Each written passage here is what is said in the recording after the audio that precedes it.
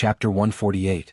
Compared with the Willow Leaf Village 2 or 3 months ago, the difference was like heaven and earth. Last year there was a drought, and the already barren mountainous region had no harvest. Although the imperial court had already reduced taxes for 2 years, there were still many people struggling to feed themselves with just the amount of food they had left in their homes. However, now that he looked at it again, he could finally see some flesh on the bodies of the skinny brats who had been running all over the village. They were holding a large bone in their hands and gnawing on it. There were always 1 or 2 dogs beside them, staring at the bone in the hands of the brats and constantly walking around. The new houses of several families had been built. Their neighbors would often lend a helping hand. In the end, they would ask their wives to cook a good meal to reward their neighbors. For decades, this had been the default habit of the villagers in the stockade. Several men were chatting while working. Suddenly, they heard something coming from the entrance of the village. They looked up and were all stunned. A few silhouettes on horseback entered their line of sight. After entering the stronghold, the people on horseback dismounted unhurriedly. The few of them could clearly see a dozen or so black-clothed officials following behind them as they entered the stronghold. There had never been so many officials in the Willow Leaf Village. Several men's expressions changed slightly. Could it be that someone in the village had committed a crime and these people were here to arrest him? Look, isn't that Fong? One of the men saw a familiar figure walking in front and immediately said in surprise, "It's Fong. Why is Fong with the officials? What are these people doing in the village?" Several men were surprised. Seeing these people enter the village, they followed them from a distance and didn't dare to get too close. Until they found that they stopped in front of a courtyard, they couldn't help but exclaim, "Are they here for the first miss? No? I'm afraid they are here for the son-in-law." Is the son-in-law? Just as their expressions changed, more and more people began to notice the movement here. After all, the Willow Leaf Village was located in the mountains and was not connected to other villages. Usually outsiders rarely came here. This time there were so many people, all dressed as officials. It seemed that this matter was unusual. Fong knocked on the door. Li Yi was in the courtyard teaching Xiao Huan how to make her hair into a bun. Hearing the knock on the door, he casually said, "The door is not closed, come in." When he glanced over and saw old Fong, he could not help but be startled. What was wrong with Fong today? Why did he know to knock on the door? However, Li Yi's expression changed slightly when he saw the officers and the 2 unfamiliar men leading them. What was going on? Why were there so many officials? Could it be that old Fong had done something wrong? The little servant girl was also shocked by the situation. Her face was pale and she hid behind Li Yi, looking at the officers nervously. Hearing the movement in front, 2 women walked out of the inner courtyard. Seeing the situation in front of them, Lu Rui's beautiful eyes slightly narrowed, and one hand was already holding the hilt of her sword. Lu Rui's pretty face also changed. They quickly walked to Li Yi's side. Rui turned to look at him and asked, "Husband, what are these people doing?" "Who is Li? Come out and receive the imperial edict." The eunuch's shout caused everyone to freeze on the spot. Receive the imperial edict? Li Yi's expression changed. Receive what imperial edict? Lu's sister Rui looked at him. The eunuch's voice was not low, and the people outside the door also heard him. Everyone looked at each other, and their eyes were full of surprise and doubt. His Majesty's imperial edict, why don't you kneel and receive it? Usually when imperial edicts were announced, many people were scared silly. The eunuch glanced at him and did not find it strange. He said coldly, "Crush." Before Li Yi knelt, County Magistrate Lu and the other officers knelt first. When the imperial edict was announced, it was as if the emperor himself had arrived. Not only did the person who received the imperial edict have to kneel, but the surrounding people also had to kneel. There was another crashing sound, and the villagers outside the door also knelt down. Although they had not seen the imperial edict and did not understand the rules, how could they dare not to kneel when even the officers knelt? Lu Rui removed her hand from the hilt of her sword. After looking at each other, she also knelt. In the Jing kingdom, the current emperor was the most honorable person. This concept was deeply rooted in their blood. Seeing that they knelt, Xiao Huan also followed closely behind. For a moment, other than the 2 eunuchs, only Li Yi was still standing. He looked around and a trace of helplessness appeared on his face. He walked in front of the 2 eunuchs and knelt down saying, "This commoner receives the imperial edict." Although he really did not want to kneel, he did not want to be accused of disrespecting the emperor. "Even the imperial edict is here. Which bastard framed me?" After kneeling down, he murmured in a low voice, The first person that appeared in his mind was the guy who claimed to be a professor of the prefectural school that he met a few days ago. Other than that, he really could not think of any other reason. When the eunuch heard him murmur, the corner of his mouth twitched, and he almost flew into a rage on the spot. When he thought of the princess's instructions, he suppressed his anger and read the imperial edict. Listening to the eunuch read a lot, Li roughly understood the reason. It meant that the rules for disciples was meritorious and so on, and then there was a lot of praise. Before the eunuch finished, Li already had an idea. Now, I can't run away from the position of a scholar. When he thought of this, the eunuch had already read to the end. You are conferred the title of Anshi County Lieutenant, and you will be blessed by the Emperor forever. County Lieutenant. Li suddenly raised his head, and his face was full of disbelief. Because of his meritorious service, he was conferred the title of County Lieutenant? How could this be possible? Isn't it too sudden and too big a turn? This is not common sense at all. Who on earth is framing me? County Lieutenant Li quickly received the imperial edict. Seeing him standing there in a daze, County Magistrate Lu could not help but urge him. He took the opportunity to take a few more glances at him, but he still could not believe that this young man would be the county lieutenant in the future. Can I not receive it? Li looked at County Magistrate Lu and asked tentatively. It was not easy to meet a kind-looking person. Last time he just said it casually to Emingsu. God bless him, he had never thought of being a county lieutenant. Suddenly, Li seemed to think of something, and his face suddenly showed a look of understanding. Are you going to defy the imperial edict? Before County Magistrate Lu opened his mouth, a eunuch looked at him and asked with an unkind look. Can't I be an official even if I don't want to? Li looked at him and said, Since ancient times, there have been many people of noble character and unquestionable integrity who refused to be an official, right? So, they are all dead. The eunuch looked at him and a sneer appeared on his face. Chapter 149. After announcing the imperial edict, the two eccentric eunuchs walked away with sullen faces. According to the usual practice, when it came to conferring titles and increasing nobility, the person receiving the imperial edict would always prepare a small gift to express his gratitude. But looking at the current situation, the scholar who did not know what was good for him did not resist the imperial edict, which was already giving them enough face. Over the years, there were many noble and reclusive officials who resigned from their positions. The emperor was wise and magnanimous, so he had never been convicted for this, but he still felt embarrassed. Fortunately, he had listened to Her Highness. Otherwise, he might not have been able to resolve the matter today. The man in the official uniform also left. When Li Yi heard him introducing himself as the county magistrate and his future superior, he realized that he was also the father of the young man who had enmity with him. He had offended his superior before taking office, however, this was not the most important thing. Looking at the neatly folded official uniform and the official seal on it, Li Yi began to feel a little absent-minded again. Did the emperor's brain get kicked by a donkey? Didn't he just copy an article? Why did he make him a county magistrate? What a sin. If he had known this earlier, he wouldn't have copied the disciple rules. He had never thought of throwing himself into the tide of building feudalism. When he had enough money in the future, he would be able to travel and travel when he was bored. If he became a county magistrate, he would have to manage some trivial matters all day long. Wouldn't he be tied to Anshi County? Li Yi's heart was heavy. He was inexplicably appointed an official, and he was not happy. However, the others did not think so. Fong, who was the first to know the news, was still in a daze until now. County magistrate, how did the son-in-law become a county magistrate? In the past, a county magistrate was equivalent to one of the top positions in the stronghold. In this way, it was already a high position that Fong could not imagine. Of course, apart from Fong, those who were still standing outside the door were also dumbfounded. The second aunt had just returned from the chicken coop, and the egg in her hand had already fallen to the ground and broken into pieces. She, who had always been stingy, did not notice this at all. She muttered in a trembling voice, County Lieutenant, County Lieutenant, County Lieutenant.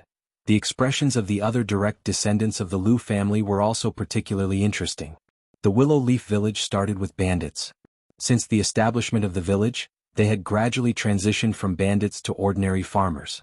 There hadn't been a scholar for decades. Suddenly, a county lieutenant appeared out of nowhere. Thinking that they would have to see the county lieutenant frequently in the future, they immediately became nervous. Upon thinking of certain things, Many people started to feel slightly uneasy. After all, he had snatched it back then. Now that the weak scholar had become the county magistrate, would he come back to settle the score with them? Although they did not participate in that incident, it was hard to say whether he would vent his anger on them or not. While everyone was feeling uneasy, the sound of whispers came into the courtyard, which made people feel upset for no reason. Li Yi waved his hand at Fang and said in a low mood, "Close the door." "Disperse, disperse." Fang could see that the son-in-law was in a bad mood. He shouted a few words to the people around the door and then closed the door. He continued to look at Li Yi with a puzzled expression. The son-in-law had been made an official by the emperor, which was a great thing. But looking at him, it seemed that he had been robbed of money. Could it be that he felt that the official title was too low for him? Xiao Huan was extremely happy that the son-in-law had been made a high official. But seeing that the son-in-law did not seem to be happy, she did not say anything, but she was very happy in her heart. The son-in-law had become the county magistrate, so wouldn't Xiao Huan be the county magistrate's maid in the future? Husband, what is going on? After everyone left, the courtyard became quiet.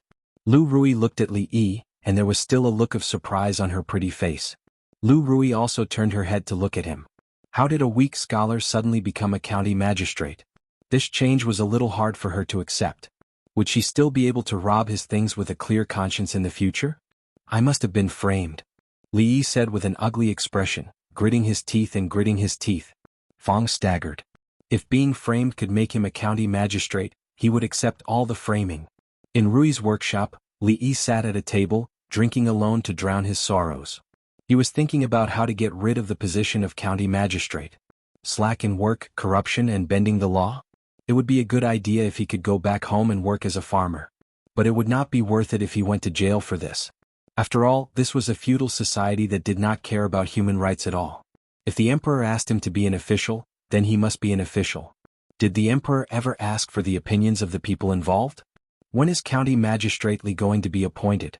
The position of county magistrate is very important, and it can't be left vacant for too long.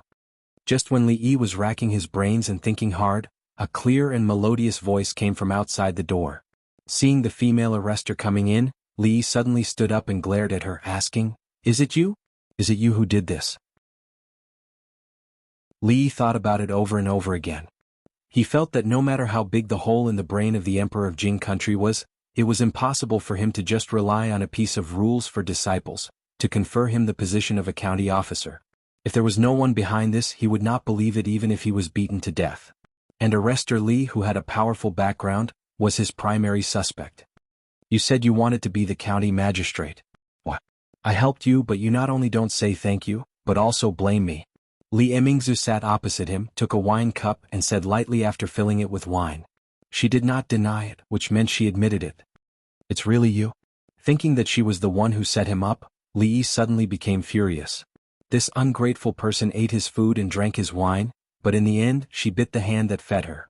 She did not care about his kindness at all, and even dug such a big hole for him to jump into. After drinking the wine in her cup, the female arrestor frowned and said, "What wine is this?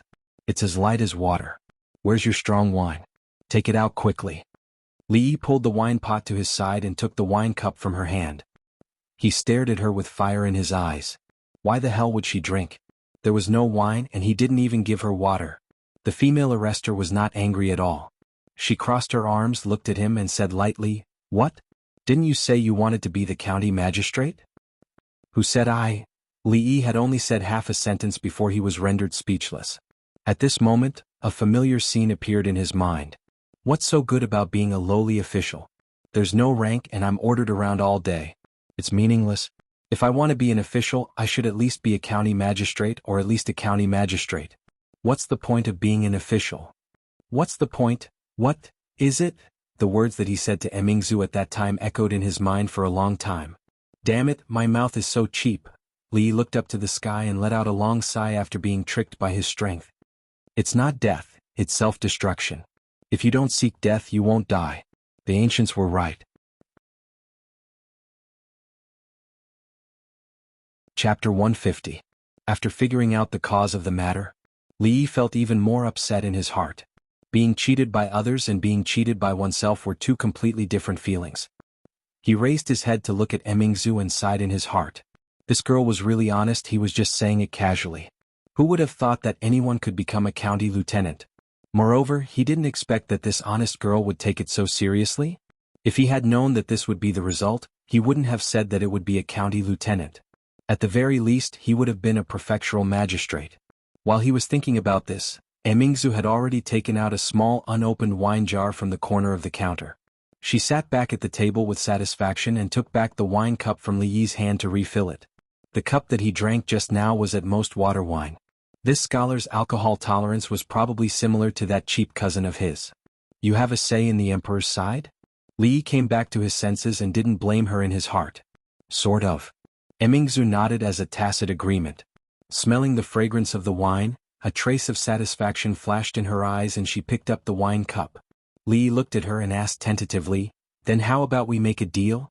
You don't want to be a county lieutenant, but a prefectural magistrate?" Emingzu didn't manage to swallow a mouthful of wine and spat it out. Li Yi, who was sitting right in front of her, was caught off guard. He was caught off guard and the wine was sprayed all over his face. He wiped the wine off his face and looked at her with a stiff expression. Do you think a prefectural magistrate is a cabbage? Even someone as calm as her couldn't help but lose her composure after hearing Li Yi's words.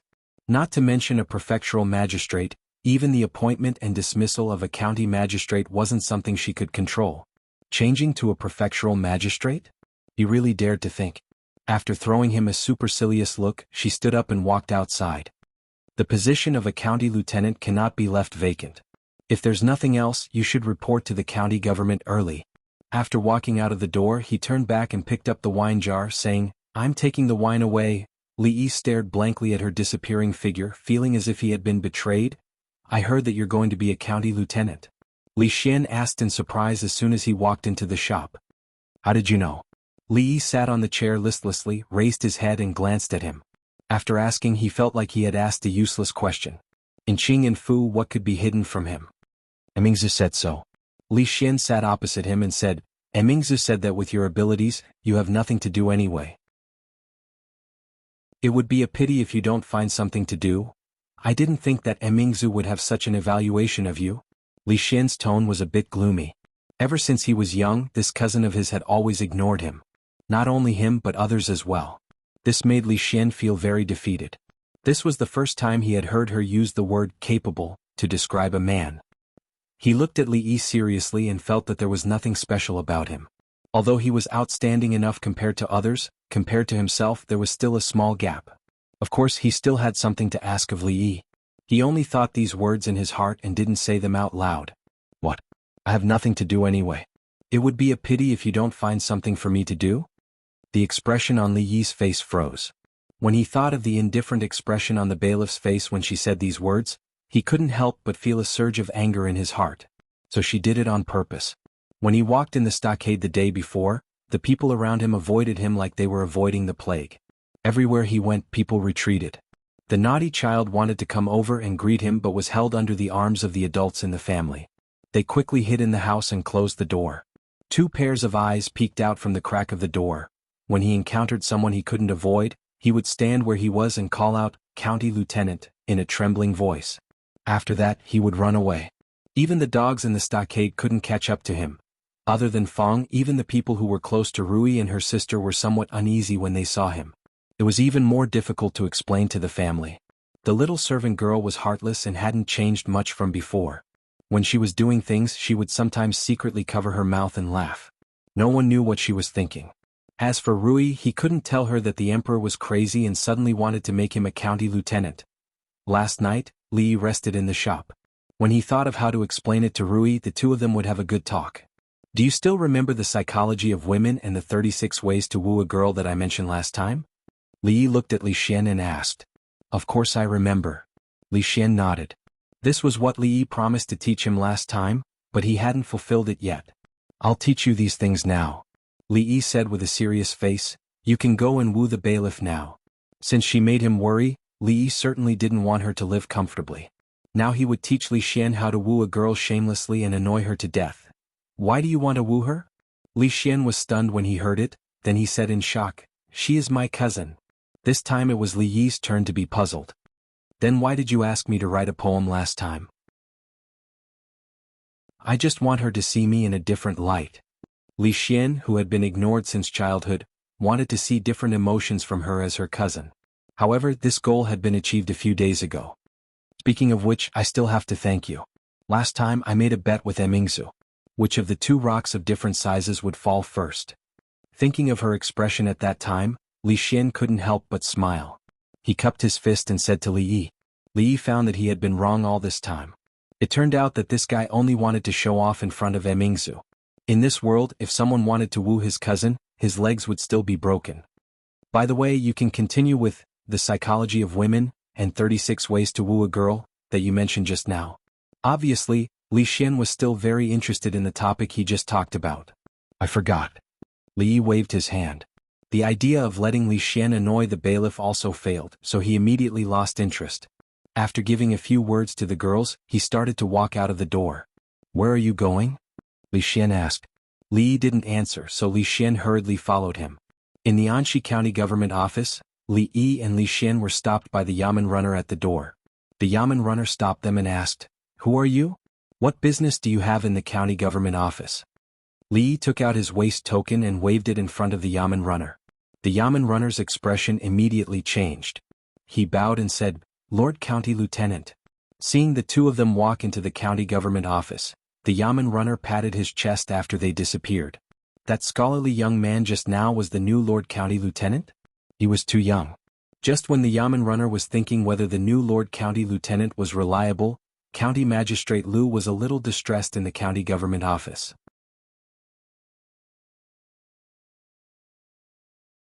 Chapter 151. In the court, County Magistrate Lu was hearing an ordinary theft case.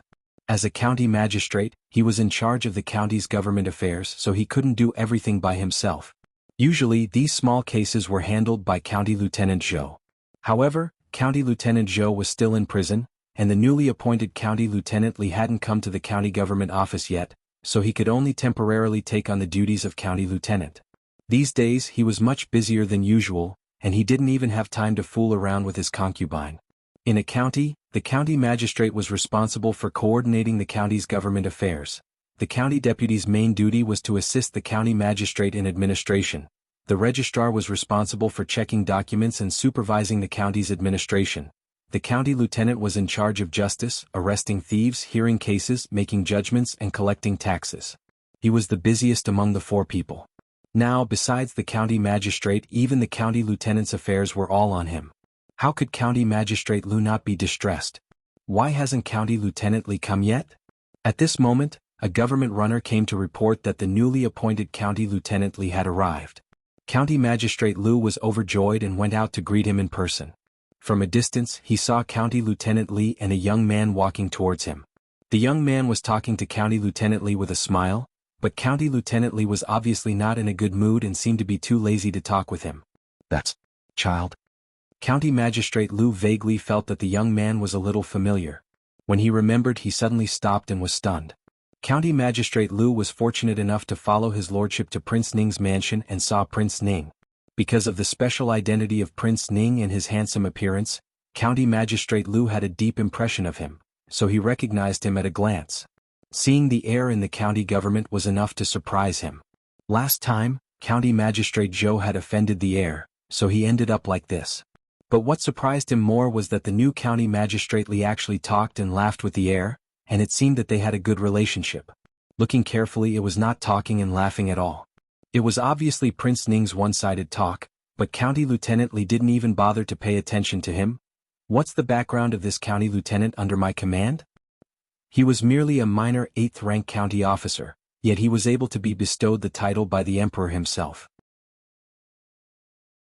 He even chatted with the Crown Prince of Ningguang and attracted the attention of Her Royal Highness. Yesterday, the eunuch who delivered the imperial edict had already vaguely revealed Arrestor Li's identity to him and asked him to serve him carefully. After knowing the truth, County Magistrate Lu broke out in a cold sweat on the spot. Even though he already had some guesses in his heart, the truth was even more terrifying than he had imagined. The county government already had such a great figure. Was there going to be another one today? Could it be that County Magistrate Li was also? Yes, it must be. His surname is also Li. Li is the surname of the emperor. Connecting all the things related to County Magistrate Li, County Magistrate Zhou broke into a cold sweat again. The identity of the Xiaocai of Li family village must be fake. Apart from being frightened, he was also complaining incessantly in his heart. This damned Anxi County government wasn't a blessed land. Why did all the big shots come here? Any one of their subordinates was someone he couldn't afford to offend. What was the point of being the county magistrate? Too vexed. Thinking of this, County Magistrate Lu felt like there was a ball of fire in his heart that was about to be vented. He strode over with a bright smile on his face. "Your Highness, please forgive me for not welcoming you earlier." Li Xian waved his hand casually and said, "Don't be so polite. I'm just here to accompany County Magistrate Li. Just do your thing and don't worry about me." He said these words casually, but County Magistrate Lu, who had been an official for many years, was shrewd and cunning. He immediately understood the meaning of the prince's words. He was telling County Magistrate Lu that he had a close relationship with County Magistrate Li and that he could do as he pleased in the future. County Magistrate Lu understood. When he looked at Li Yi, he smiled even more and said, "The Imperial Court sympathizes with us lowly officials and allows us to delay our appointment for 1 month after we receive the appointment. County Magistrate Li, you really don't have to worry." What County Magistrate Lu said was the truth. In this dynasty, the previous dynasty, and even the dynasty before that, officials had enough time to take up their appointment after receiving the appointment letter. In order to avoid corruption and forming cliques for personal gain, since ancient times, officials were not allowed to take up their posts in their birthplace. Because of the long journey, in order to give them enough time to take up their posts, the imperial court gave them a month's time. However, County Magistrate Li's situation was a little different. His Majesty had personally conferred him the title of Anxi County Magistrate, so there was no need for him to travel long distances. Normally he could take up his post on the same day. However, County Magistrate Lu knew that Li Yi was reluctant to take up his post and presumably didn't want to come to the Yamen so early, so he might as well do him a favor. County Magistrate Lu, who had been looking forward to Li Yi taking up his post as soon as possible, instantly changed his mind after seeing the scene just now. He didn't expect the imperial court to have such a humane system. Li Yi's mood became a little better, but only a little better. He could avoid it for a day or a month, but he couldn't avoid it for a lifetime. What was supposed to come would come back, and he couldn't run away from the position of County Magistrate Lu. At this moment, County Magistrate Lu said, "I still have a case to hear. Would County Magistrate Li and Heir Li be willing to have a look?" Since he knew that he didn't have to take up his post immediately, Li didn't want to stay in the Yamen for a second longer. Li Xian was a little interested in this and said, "Isn't it the duty of a county magistrate to hear a case? Why don't you go and have a look?" Li Yi, who didn't want to go at first, was a little shaken after hearing his words. After being dragged to the court by Li Xian, County Magistrate Lu didn't introduce them. He ordered a Yamen runner to bring 2 chairs and sat back on the main seat. Then he slammed the gavel and looked at the person kneeling down below, saying loudly, "How dare you? Someone clearly saw you steal the silver from your master, but you refuse to admit it. Do you want me to punish you?" "Your Honor, I'm wronged." The kneeling young man kowtowed a few times and said with a bitter expression, "This lowly one has been wronged. That Wang heir and this lowly one have always been at odds. It is clear that he stole the silver and framed me. This lowly one really did not steal master's silver." "You're lying. Although we don't get along, it's true that I saw you steal the silver with my own eyes. Why should I frame you?" A person kneeling beside him immediately said, "Your Honor, I'm really wronged." The young man kowtowed again. County Magistrate Lu asked several times, but the 2 people insisted on their own words. However, he couldn't find other evidence, so he couldn't help feeling a headache. He began to miss County Magistrate Zhou a little. "County Magistrate Li, what do you think of this case?" He got up and walked to the court, looking at Li Yi and asking. He decided to liven up the atmosphere and ease his embarrassment. He didn't have any hope that this new county magistrate could solve the case. Not until then did the runners know that the young man who came in with County Magistrate Lu was actually the new county magistrate of this county. They were all shocked. It was said that this county magistrate was appointed by His Majesty, but they didn't expect that he looked so young. However, this county magistrate came at the right time. County Magistrate Lu obviously wanted to shift the blame. Hearing the familiar line of County Magistrate Lu, Li Yi felt that he could change his name to Li Yuanfeng. He cupped his hands to County Magistrate Lu and looked at the 2 people in the court. Thinking that he would have to deal with these trivial things all day in the future, he became more agitated and his face darkened.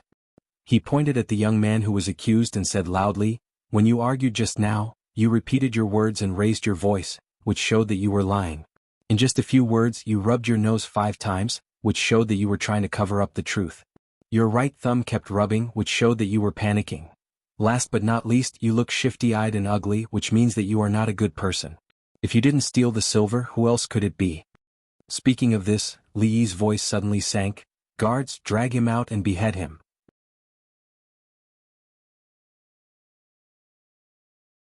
Chapter 152. Guards, drag him out and behead him. Hearing Li Yi's words, the court fell into dead silence. County Magistrate Lu took advantage of the break to take a sip of tea, but he spat it all out in an instant. He turned his head abruptly and stared at Li Yi with wide eyes. Doubts, astonishment, shock, all kinds of emotions emerged in his eyes. Behead him? What gave him the confidence to say such a thing? Even the county magistrate or the magistrate didn't have the right to approve the death penalty, let alone a county lieutenant. In order to prevent indiscriminate killing, according to the law of the Jing Kingdom, the application for the death penalty should be reported to the higher levels and reviewed by the Ministry of Penalty many times. Finally, it should be signed by the emperor himself and then beheaded. How could it be so simple? Even if his identity was as he thought, he didn't have the right to give such an order.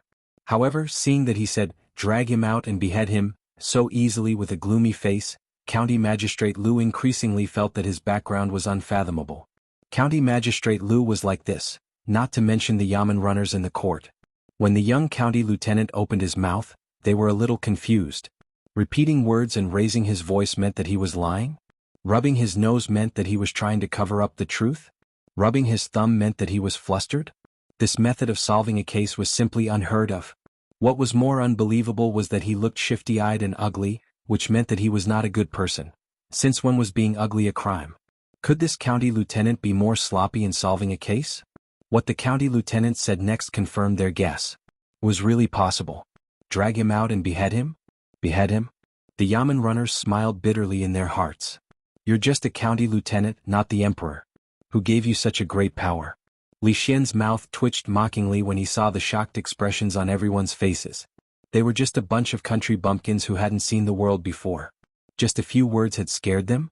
After all, the person standing in front of them was a freak who could turn right into wrong, black into white, and the ground under his feet into a ball.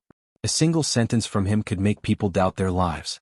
Compared to this, what did what they had just said count for? Having known Li Yi for such a long time, Li Xian had already deeply understood that there was no need to doubt anything he said. If you think what he said is wrong, there is only one possibility, and that is that you are not smart enough. In other words, his IQ was not high enough. He had just learned the word IQ from Li Yi not long ago. At this moment, the young man kneeling on the ground was dumbfounded. Beheaded? Beheaded? He raised his head and glanced at the young man who had just spoken.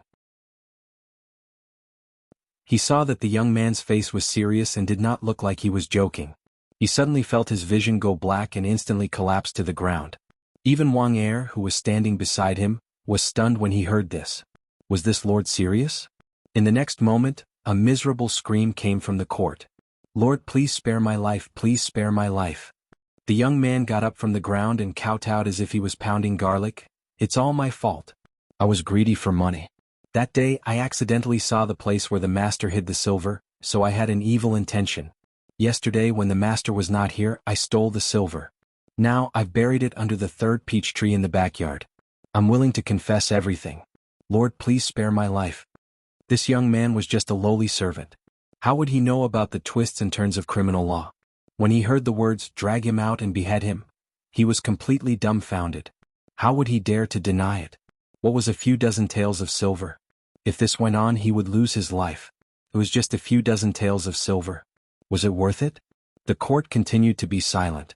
All the yamen runners could not help cursing in their hearts. How could it work like this? County Magistrate Lu was also extremely shocked. Glancing at Li Yi, who had recovered his calm expression, he could not figure out whether it was a fluke or a plan. If it was the latter, he would have to re-examine this county magistrate Li. The reason was that Li Yi's official position was only obtained by his background, and he would at most be a muddle-headed county magistrate. Now it seemed that he had underestimated him. Seeing the young man kowtowing as if he was pounding garlic, Li Yi felt a little bored. A few days ago when he was basking in the sun in the yard, he read a few leisure books, such as How to Recognize Microexpressions, The Secret of Microexpressions, The FBI Teaches You to Read Minds, and so on. Originally he was just looking for novelty, but he did not expect it to be useful here. He had thought that this young man could hold on for a while, but he did not expect that he would confess so soon. At this time the Yamen runner's eyes on Li Yi had changed dramatically. No one thought that this young county magistrate was just a good-looking but useless embroidered pillow. Most of them were constables, and their daily duty was to chase down criminals and catch thieves. County Magistrate Zhou was lazy, so he would ask them to help with some trivial cases, and they were also good at interrogating cases by torture. This county magistrate Li was observant, and he could even notice such details as rubbing his nose and rubbing his thumb. Although they were not clear about the meaning of the actions that County Magistrate Li had just said, they were already 70% convinced after seeing the young man confess.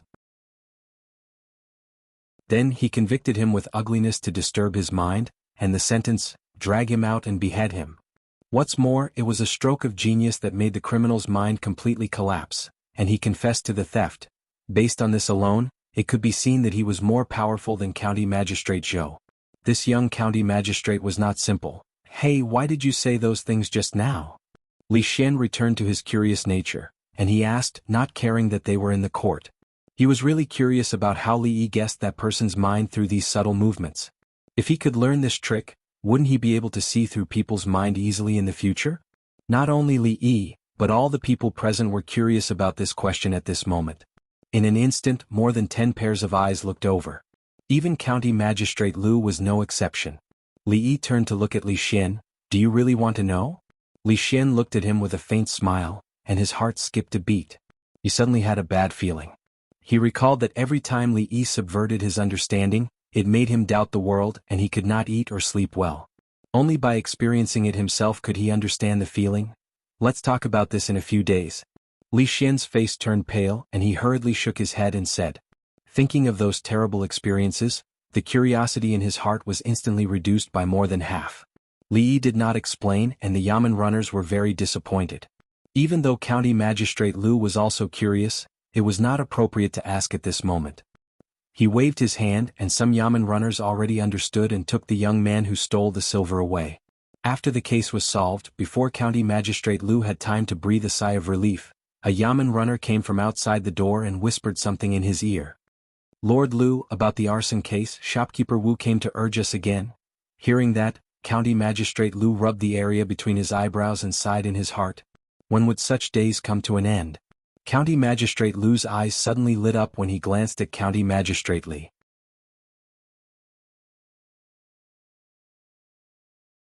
Chapter 153. County Magistrate Lu tidied up his official robe, cleared his throat, and walked to Li Yi, saying with a smile, County Magistrate Li, I really admire you for solving the case so well. If today's event is spread out, I'm afraid that our Anxi County will be much more peaceful. County Magistrate Lu was not sure about Li Yi's character when he met him for the second time. However, as long as one was a human being, he would like to listen to flattery. A flattery could always shorten the distance between them. Lord Lu, you flatter me. After all, County Magistrate Lu was his superior, so Li Yi couldn't always put on airs. Therefore, he cupped his hands with a smile and said very modestly. County Magistrate Lu was a bit flattered when he suddenly showed a smile. He thought that County Magistrate Li didn't seem to be like those rich playboys, so he couldn't help but feel slightly happy and said, there is still an important case to be solved. If County Magistrate Li has nothing to do, why don't you sit down and continue to watch? You can also give me some advice when necessary. County Magistrate Lu's words were very polite. If the person in front of him was County Magistrate Zhou, he would probably casually say, Old Zhou, I have something important to deal with. This case will be handed over to you. You are not allowed to go home for dinner if you don't finish the sentence. Then he would go to the back hall to taste tea and have fun with his concubine. He had been a county magistrate for so many years, and this period was the most aggrieved time for him.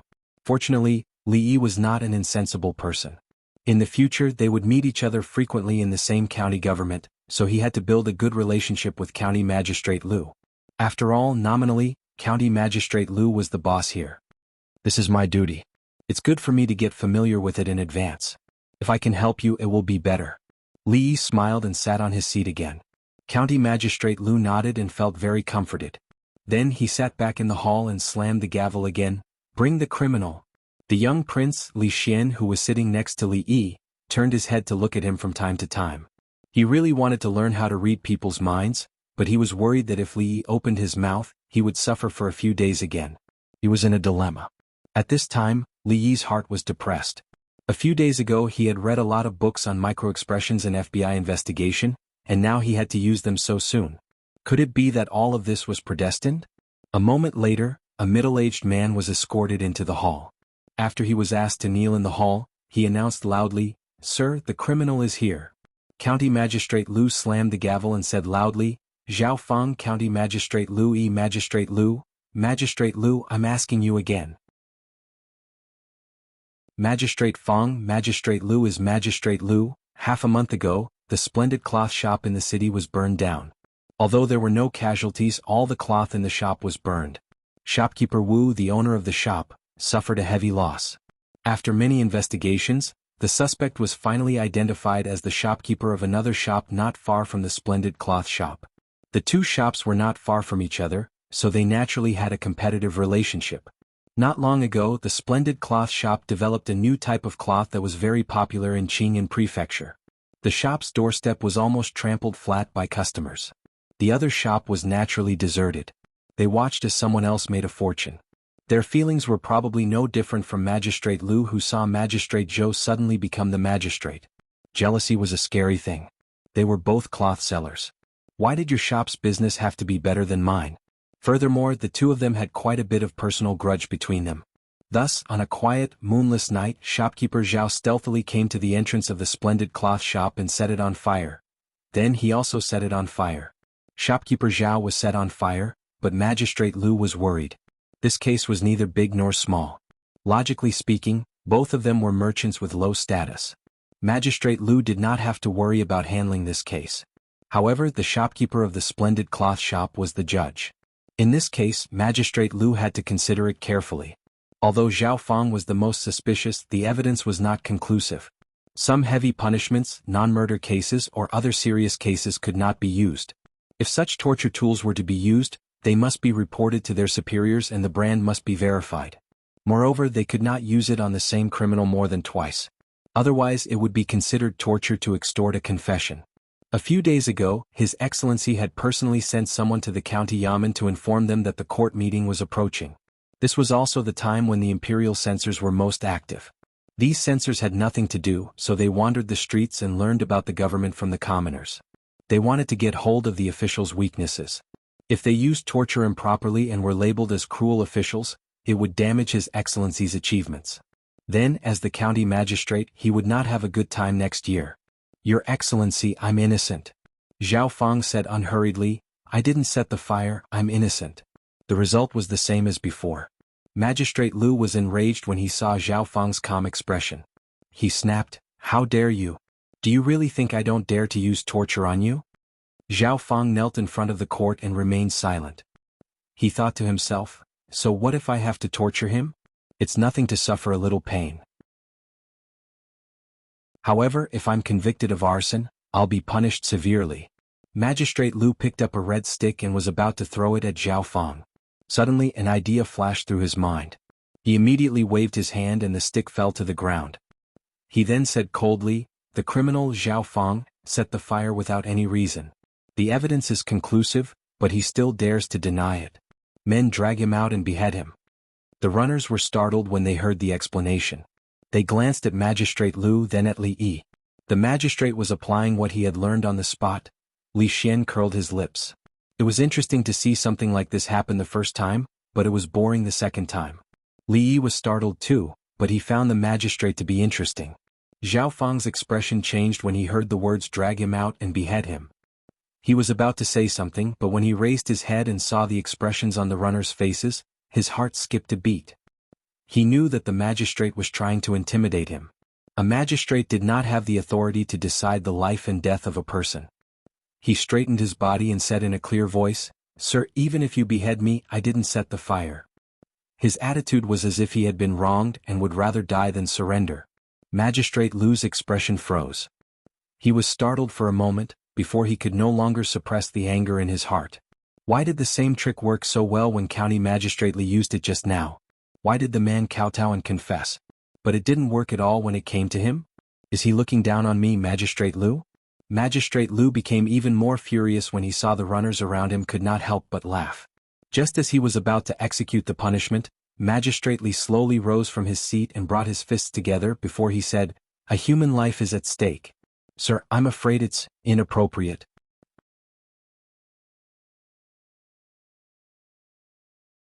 Chapter 154. County Magistrate Lu was overjoyed after being interrupted by Li Yi. He had really lost his mind due to Zhao Fang's anger. If he were to throw a stick at him, it would be fine if he was the one who started the fire, but if he were to blame the wrong person, there would be a bunch of imperial censors waiting for him. Perhaps because of such a small matter, His Majesty happened to be in a bad mood, and he, County Magistrate Lu, would have to pack up and leave.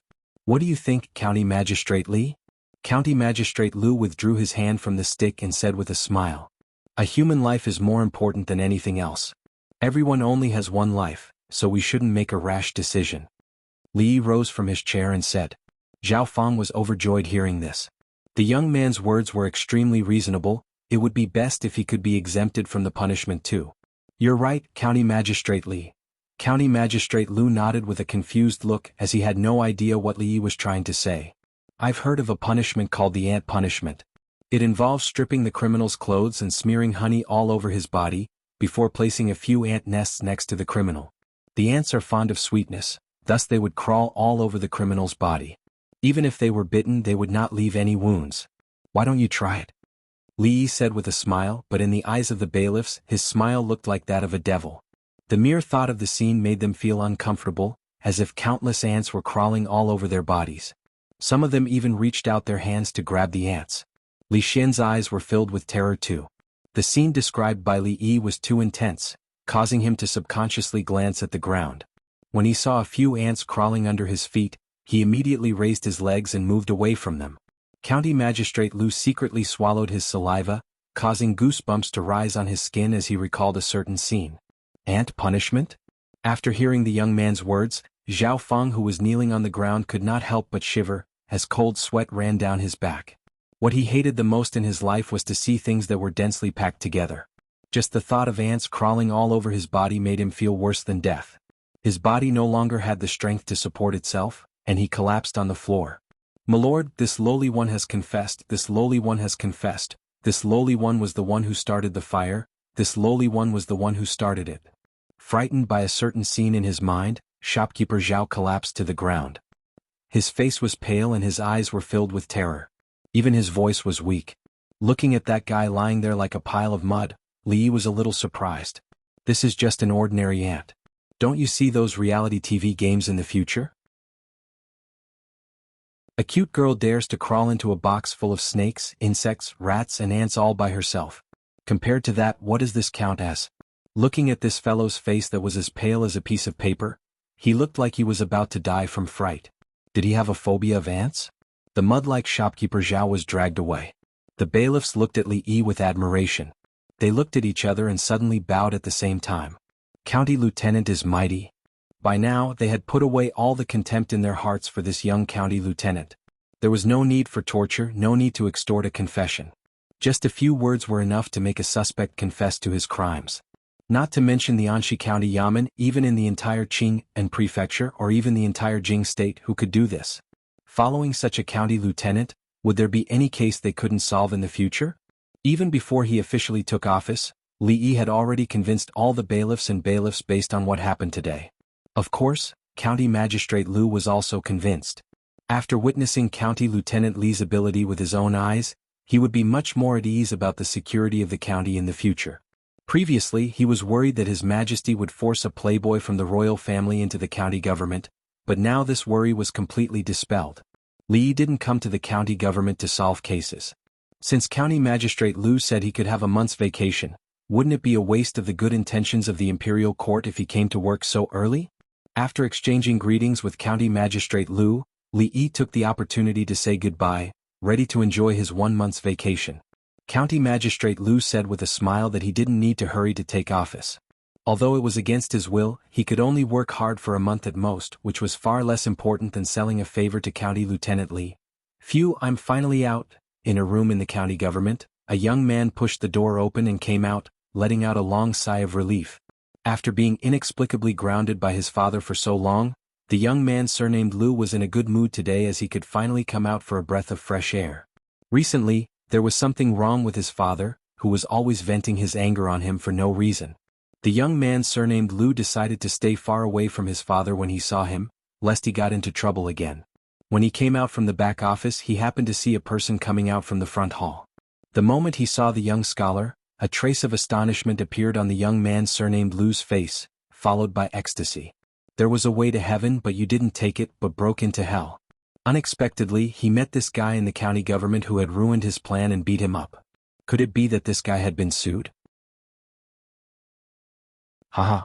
The young man surnamed Lu laughed wildly, strode over, pointed at the scholar and said sarcastically, "You didn't expect that one day you would fall into my hands, did you?"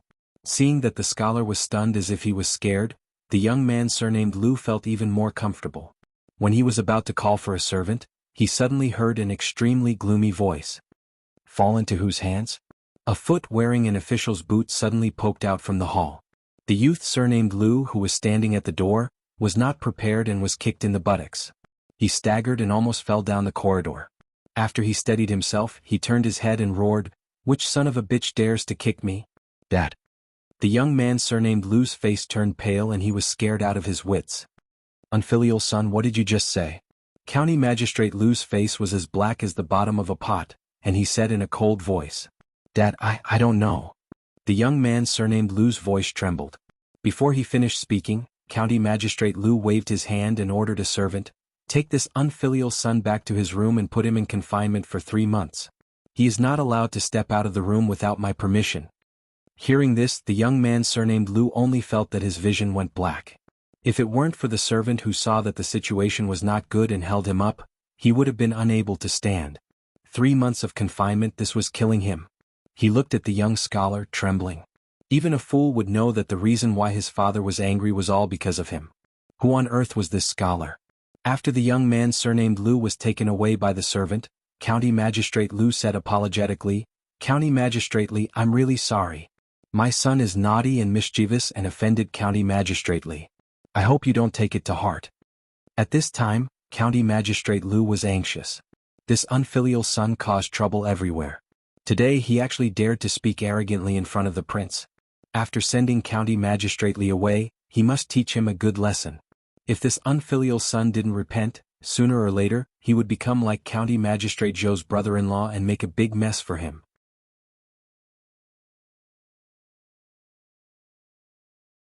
Chapter 155. Seeing County Magistrate Li and his son leave, County Magistrate Lu's face darkened again. This unfilial son. With a cold snort, he walked to the back hall of the county government angrily. In order not to follow the footsteps of County Magistrate Zhou, it was time to teach this unfilial son a lesson. "Come and get the family punishment," County Magistrate Lu said in a cold voice, and then a runner trotted away immediately. As a trusted follower of County Magistrate Lu, he was familiar with these things. The county magistrate liked to teach his son a lesson when the weather was good, but he had never been so angry like today. Seeing County Magistrate Lu's face before he left, he observed a moment of silence for his young master in his heart. This time, the county magistrate was going to do it for real. After a while, a miserable voice came from a yard in the back hall of the county government. "Father, I know I was wrong. Father, I dare not do it again. Don't hit me. It hurts." The young man surnamed Lu was lying on a bench and his whole body was tied up tightly. County Magistrate Lu held a bamboo stick in his hand and whipped his buttocks fiercely. "I have a small leather whip in my hand and I whip his buttocks." In the Willow Leaf village, the little maid was humming the song that the son-in-law taught her. She washed Li Yi's cyan official uniform with soap and hung it in the yard. The cloth was thin and the weather was good today, so it could be dried in the evening, waiting for the son-in-law to wear it when he came back. Why hasn't the son-in-law come back yet?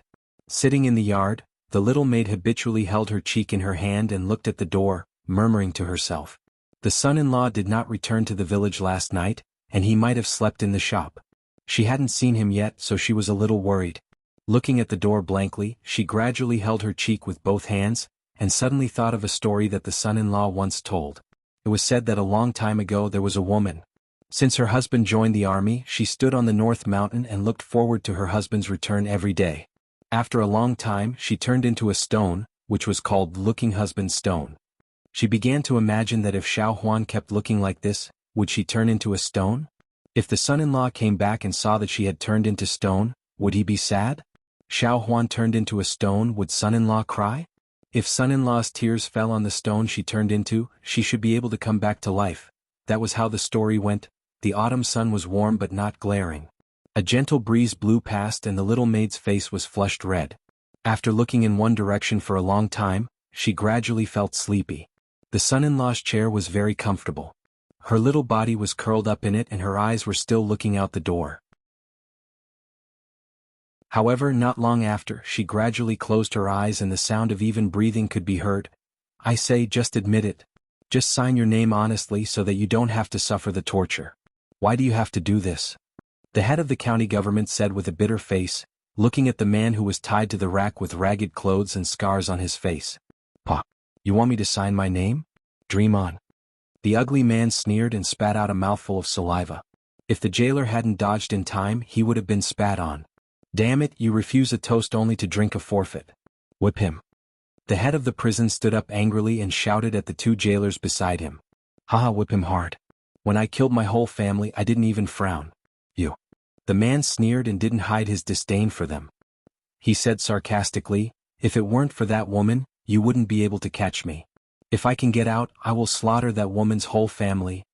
When he said, that woman, the ugly man's expression became more ferocious and there was a little fear on his face. Whip him. Whip him hard. The head of the prison waved his hand angrily. Although he knew that whipping was nothing to this fierce man, at least it was a relief. The longer this guy didn't sign his name, the more tired they would be. However, almost all the punishments had been used, but they still couldn't make him confess. The county magistrate had given him a death order. If he didn't confess within 3 days, he, the head of the prison, would go home and farm. The jailer whipped him a few times, but there was no expression on the ugly man's face. At this moment, a voice came from behind. He still hasn't confessed? Hearing this voice, the head of the prison trembled. He hurriedly turned around and said flatteringly, Lord Liu, this guy is very stubborn. He won't confess no matter what. County Magistrate Liu frowned. This man was a heinous murderer who had killed several people. The evidence was conclusive. It was only a matter of time before he was sentenced. However, if he didn't sign his name and confess, wouldn't it show that he was incompetent when the Ministry of Justice arrested him? At this moment, a runner behind County Magistrate Liu took a step forward and said in a low voice, Lord, I might have a way to make the prisoner confess. What way do you have? Try it for now. County Magistrate Liu said to the runner. He was desperate. The runner took a deep breath. He knew that this might be his chance to show off in front of County Magistrate Liu. He turned to another runner and said, Danny, you take out the aphrodisiac you've hidden. The runner was stunned. Then his face turned red. He glared at him and said, Who's hiding aphrodisiac? Lord, don't listen to his nonsense. Of course, he couldn't admit that he had hidden aphrodisiac. Otherwise, wouldn't it be equivalent to admitting that he was incompetent in front of so many people? All right. Everyone knows what you've done. Don't be so wishy-washy. Take it out quickly. Don't let Lord Liu wait for too long. The runner didn't listen to his explanation at all and urged him. The tall runner opened his mouth but didn't say anything in the end. He obediently took out a bag of powder from his pocket. Haha, what are you doing with the aphrodisiac? Are you looking for a Xiaonyang to make me feel good? The government runner didn't deliberately lower his voice when he spoke. The ugly man laughed impudently and said in a mocking tone. The runner didn't pay attention to him at all. He was thinking of the scene where County Magistrate Li solved 2 cases in a row in the court with ease. He couldn't help showing deep admiration in his eyes. After seeing County Magistrate Li's way of solving cases, the runner was greatly enlightened. He seemed to feel that a new world was slowly opening to him. What do you want it for? County Magistrate Liu frowned and looked at him. He didn't know what the aphrodisiac had to do with making this man confess. However, he was thinking that he should find a chance to ask Danyu where he bought the medicine. Recently, he seemed to be a bit uncomfortable under the bed. The runner glanced at the ugly man and said, Lord, I know some people who like to have sex with men. Think about it. If they take this medicine, he changed his tone and looked at the ugly man again. He opened his mouth and said, In this way there won't be any wounds left. Besides, strong men like you seem to be their favorite. When the runner said this, the sneer on the ugly man's face had already disappeared.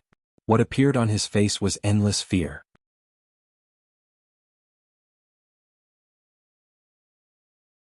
Chapter 156. Not only the ugly man but also County Magistrate Liu, the jailers and the head of the prison. After hearing the words, a certain part of their body involuntarily tightened. A certain picture flashed in their mind, and they dared not to imagine it again. A gentleman prefers death to humiliation. Give me a quick death if you have the guts. The ugly man's facial muscles trembled as he roared. Obviously, the words of the runner just now had a great impact on him. To him, even death was 1,000, no, 10,000 times better than this humiliation. As long as he thought of that scene in his mind, he shivered all over and shuddered with fear. Don't talk. He had just started, but he was interrupted by the criminal. The runner waved his hand impatiently and continued to say to County Magistrate Liu, Your Honor, if this method doesn't work, I have other ways. For example, we can find some male dogs in heat and feed the criminal with the aphrodisiac. Ew. As a civil official, County Magistrate Liu had never heard of such a scene.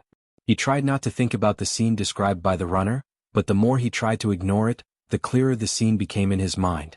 Suddenly, his stomach turned upside down, and he couldn't stop retching with his hands on the table.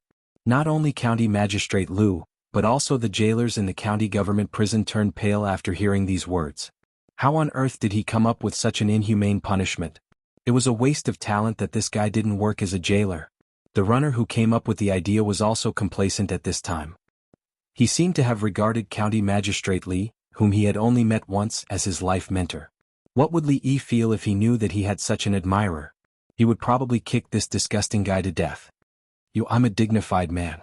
How could I be insulted like this? You'll die a horrible death. If the bailiff's first words had only caused the fierce man to feel some fear, then his second words had already caused the ugly man to be on the verge of collapse. If it wasn't for the fact that he still had a breath left to hold on, he would have long since knelt on the ground and begged for mercy. For him, being stabbed by a sword or saber was nothing more than a frown. But if he was subjected to that kind of torture as the runner said, he would probably live in the endless shadow for the rest of his life. Shut up. Being interrupted for the second time, the local government runner was a little angry. After scolding him, he ran to County Magistrate Liu, who had just recovered and was stroking his chest, and said again, If this method doesn't work, I have another idea. We can. Blarg. Blarg. This time, County Magistrate Liu was not the only one who retched. Even the jailers who usually tortured the prisoners couldn't help but retch while leaning against the wall. The two bailiffs on duty at the entrance of the county jail suddenly heard a shrill scream coming from within the jail. Their bodies involuntarily trembled, but they quickly returned to normal after looking at each other. As guards of the county prison, they were already used to this kind of situation. County Magistrate Liu had just brought people in. He was probably torturing the villains who had slaughtered the whole family and refused to confess. After a while, County Magistrate Liu walked out of the prison with a pale face but an unconcealable joy. However, you've done very well today. County Magistrate Liu patted the shoulder of the local government runner, and said a word of praise while resisting the urge to vomit. I was also inspired by County Magistrate Li. The local government runner was not arrogant, but said very modestly, Go to the back office to get the reward yourself. County Magistrate Liu nodded and said, Thank you, sir. Seeing the local government runner go to the back office with a smile on his face and a black dog running in front of him, County Magistrate Liu seemed to think of something, and his face immediately turned pale. Blarg. At the entrance of the county jail, the two guards on duty looked at County Magistrate Liu, who was holding the wall and retching for no reason as if he was having a stroke. Boss, you didn't see it? At that time, County Magistrate Li shouted with a cold face, Come on, drag him out and behead him. The servant who stole the silver was so scared that he collapsed in the court and confessed to his crime. County Magistrate Li is really amazing. That crafty servant just rubbed his nose and County Magistrate Li could tell that he was lying as if he could see through his mind. If we have 10% of County Magistrate Li's ability, what case can't we solve? Also the punishment proposed by County Magistrate Li, where ants crawled all over his body. Just thinking about it makes me itch all over.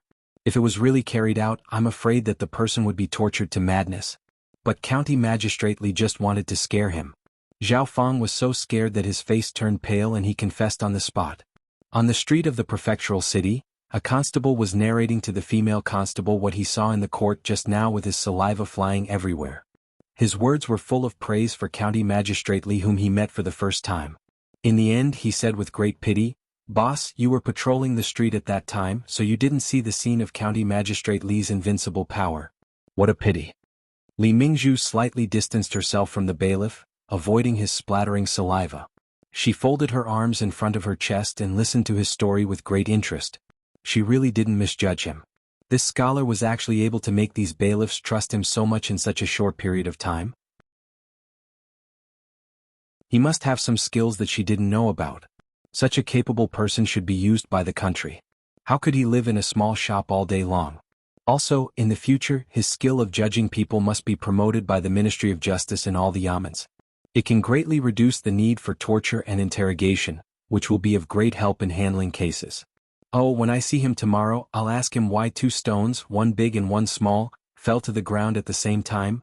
Walking leisurely in the village, 2 figures walked toward him. One was a 7 or 8-year-old naughty child, who bowed respectfully and said, "Hello, sir." When the man came closer, he realized that it was Li Yi. He slapped the naughty child's head and said angrily, "Don't call me sir in the future. Call me County Lieutenant." The naughty child nodded as if he understood. Before the man spoke again, Li Yi waved his hand and walked in the direction of his home. Before he could reach the door, a stooped figure walked out from the courtyard. When second granduncle saw Li Yi, a smile appeared on his wrinkled face. "Not bad.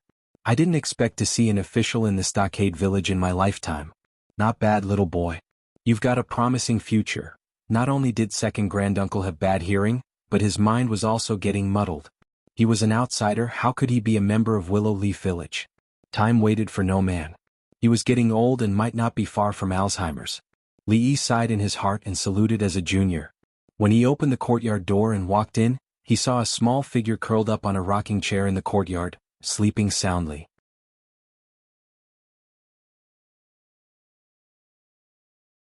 Chapter 157. The little maidservant fell asleep on the rocking chair. Although it was not yet winter, it was still a little chilly in the afternoon of autumn when the sun gradually set in the west. Her thin and delicate body was curled up in the chair and her delicate brows were slightly furrowed. She probably felt a little chilly in her sleep. Li Yi shook his head and took off his outer robe to cover her body. Xiao Huan's furrowed brows gradually relaxed. Through the arched door between the inner and outer courtyards, he could see a graceful figure. She did not return to her room to change into another robe. She walked to the arched door and looked over. The woman in white danced with the wind. Her posture was graceful. From afar, there seemed to be a faint sense of transcendence. She was like a fairy in the clouds that would be gone with the wind in the next moment. Li Yi had to admit that after these days, her Tai Chi had become more proficient than his. "Husband, you're back. Have you eaten?"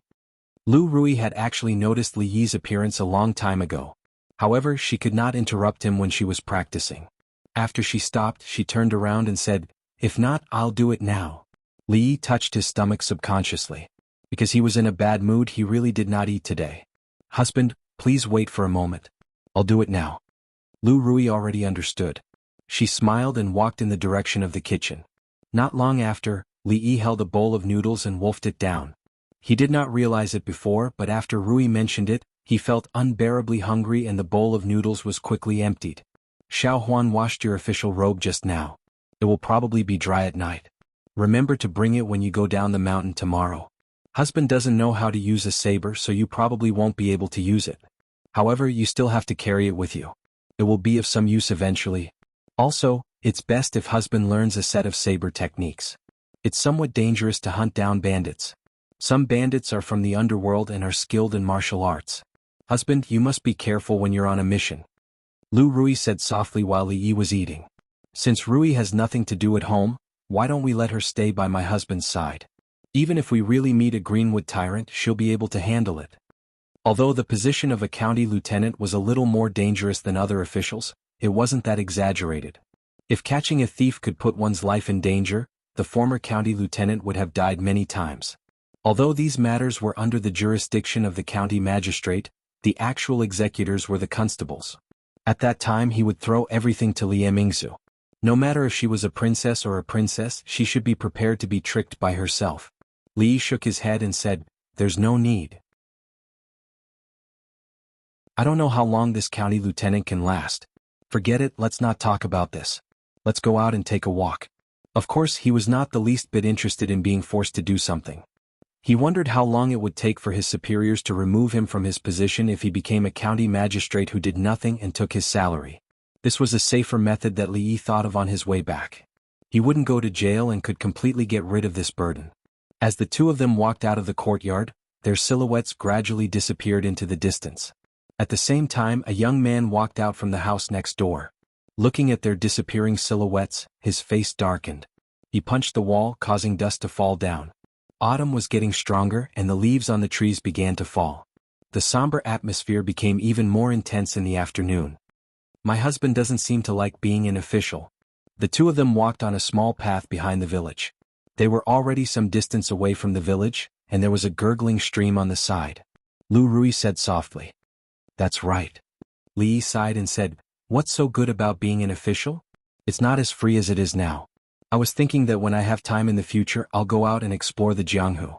That way I won't have wasted my time in this world. Now I can only think about it. Your mind is not in the court but in the Jianghu. My husband really doesn't look like a scholar. Lu Rui looked at him and said with a smile. The Jianghu is so interesting, much more interesting than the court. In fact, Li Yi still had a little hope of becoming a hero of the generation. Wearing fresh clothes and riding a horse, traveling to the ends of the world with a sword, just like the heroes in the novels. Which hero would stay in the county government all day long? Lu Rui just smiled and said, husband, don't be deceived by those stories.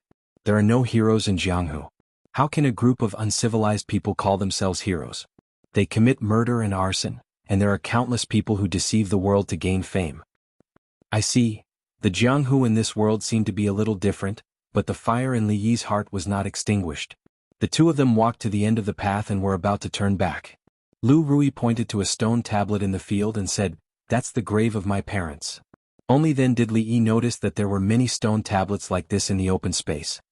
He could vaguely see the words carved on the stone tablet closest to him. Li Yi guessed in his heart, is this the ancestral grave of the Lu family? Since they passed by the graveyard of his father-in-law and mother-in-law, it was a little inappropriate to pay their respects. Today was not a special day and they just passed by. They didn't prepare anything and simply paid their respects. When they walked back, Lu Rui rarely talked about the things of the previous generation. In my grandfather's generation, the stockade was not like what it is now. The troubled times had just ended. Although the stockade was disbanded, the habits didn't change. I heard that when my father and mother got married, there was no order from parents or matchmakers at all.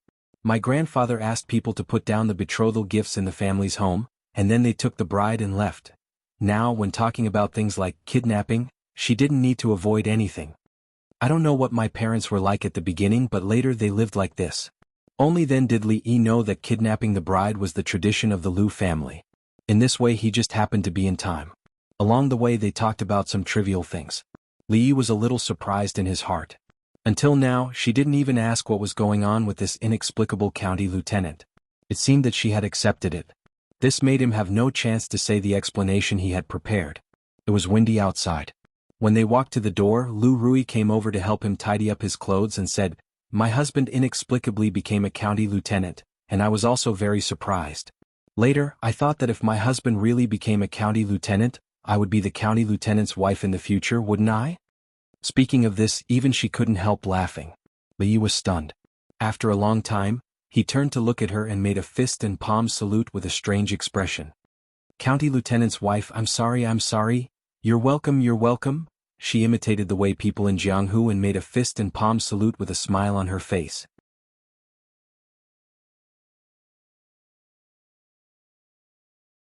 Chapter 158. What did you say? Ahu confessed? In a dark room in the commoner's residential area in the northern district of Qing'an Prefecture, a burly figure slammed the table, his face full of disbelief. I bribed a bailiff from the county government. He said that Ahu confessed a few days ago and was taken away by the Ministry of Justice yesterday, another person sitting next to him said in a low voice. With the crimes he has committed, I'm afraid he won't be able to get out once he enters the Ministry of Justice. The burly figure stood up, and an oppressive aura suddenly exploded. The expressions of the people in the room changed slightly. With Ahu's character, how could he? One of them said with a look of pity, shaking his head. If he was in the county government they could think of a way to save him. But if he was in the Ministry of Justice, he would be in a land of death with no hope of ever seeing the light of day again. This sudden incident had completely disrupted their plans, causing all the preparations that they had made these days to fall short of success. If it weren't for that woman, how could Ahu have been caught? A gloomy voice sounded in the room. If it were only those useless people in the yamen, I could kill them all with one hand. Although it wasn't that woman who did it herself, Ahu was ruined by her. We have to avenge him. Another voice sounded in the room. After a short moment, the gloomy voice said angrily, "Are we unable to do anything to that woman with just us brothers? Why don't we take advantage of the darkness of the night to kill our way to her door and slaughter her entire family? It can be considered as taking revenge for Ahu." I agree. I have no objections either. The rest of the people in the room agreed with this suggestion.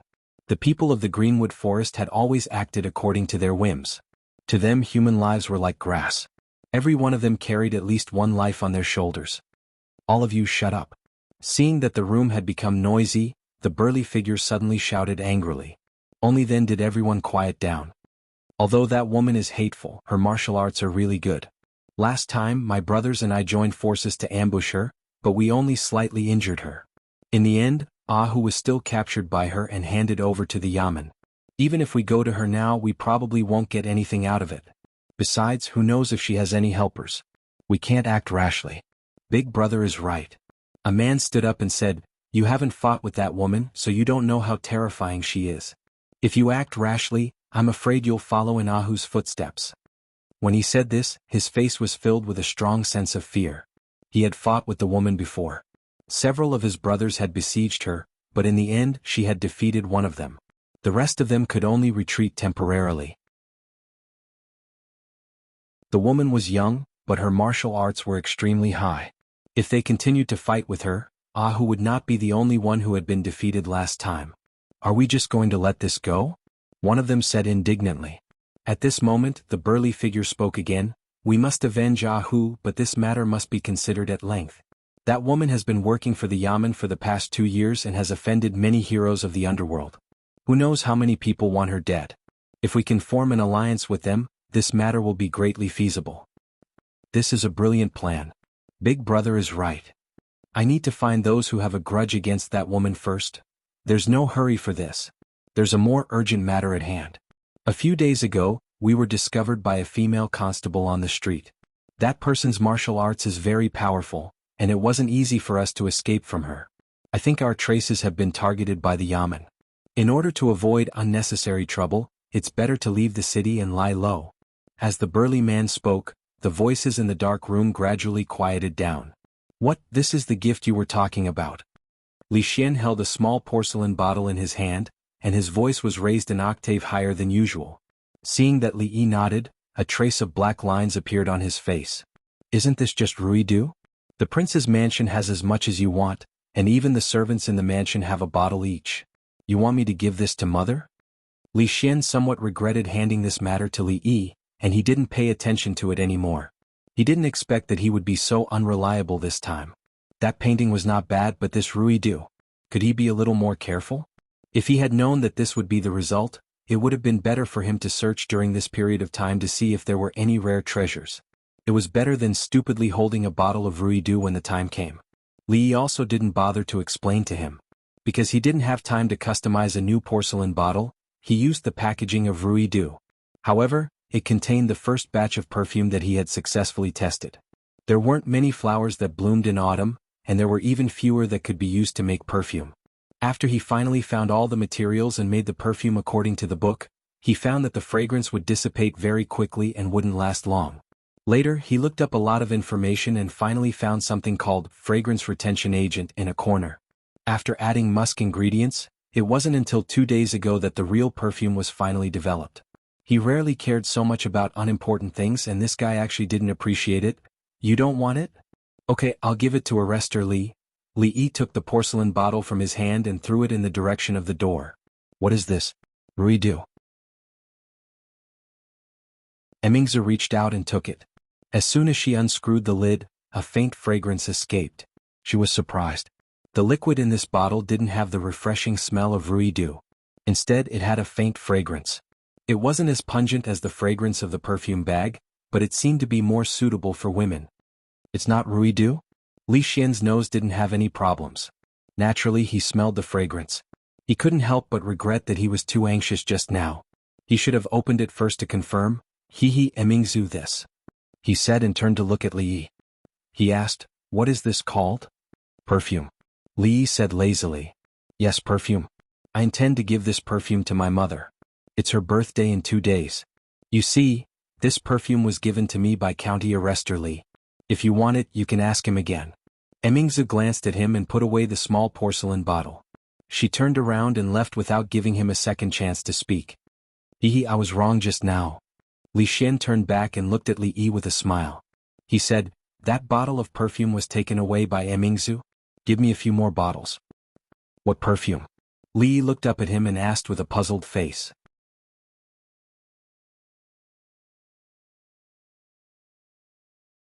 Chapter 159. A sin committed by heaven could be forgiven, but a sin committed by oneself could not be avoided. Looking at Li Yi's confused face as if he had amnesia and had completely forgotten what perfume was, Li Xian's mouth couldn't help but twitch. 10 taels of silver? Li Xian asked tentatively. Li Yi glanced at him and didn't seem to be moved.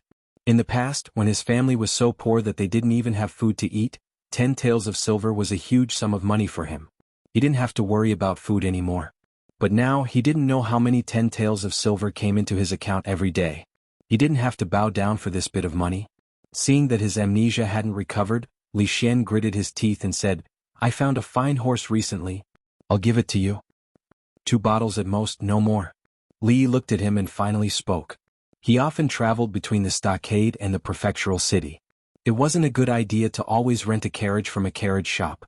It was time to have Li Xian give him a horse. Just because he said a few words, he lost a good horse worth several hundred taels of silver.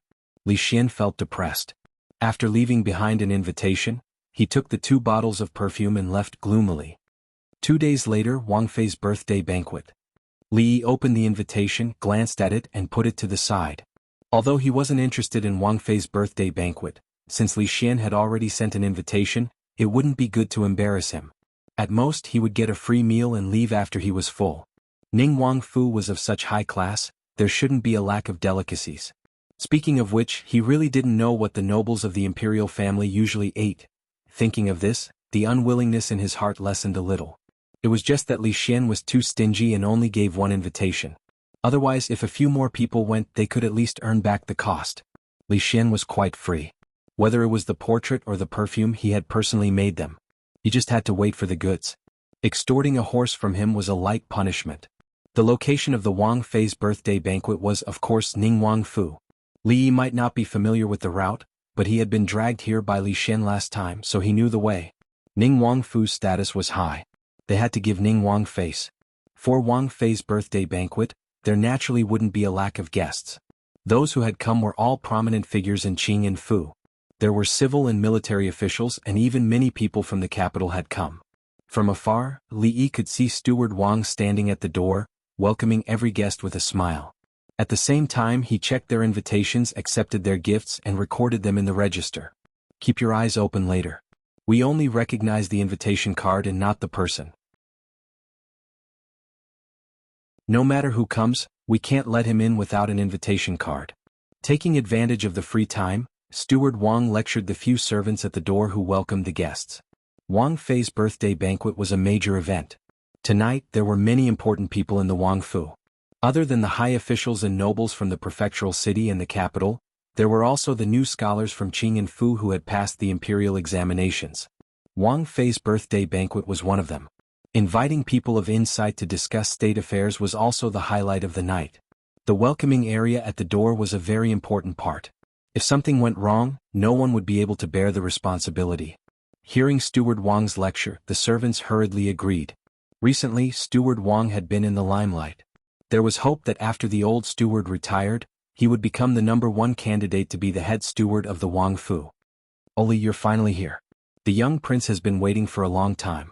When Steward Wang saw Li Yi walk over from afar, the smile on his face grew wider and he hurriedly ran over. This time his welcome to Li Yi came from the bottom of his heart. The business of Rui's nectar had brought in huge profits for the Jianghu. The strong liquor that had just been released had caused many wine lovers to fight over it. It was even more popular than Rui's nectar.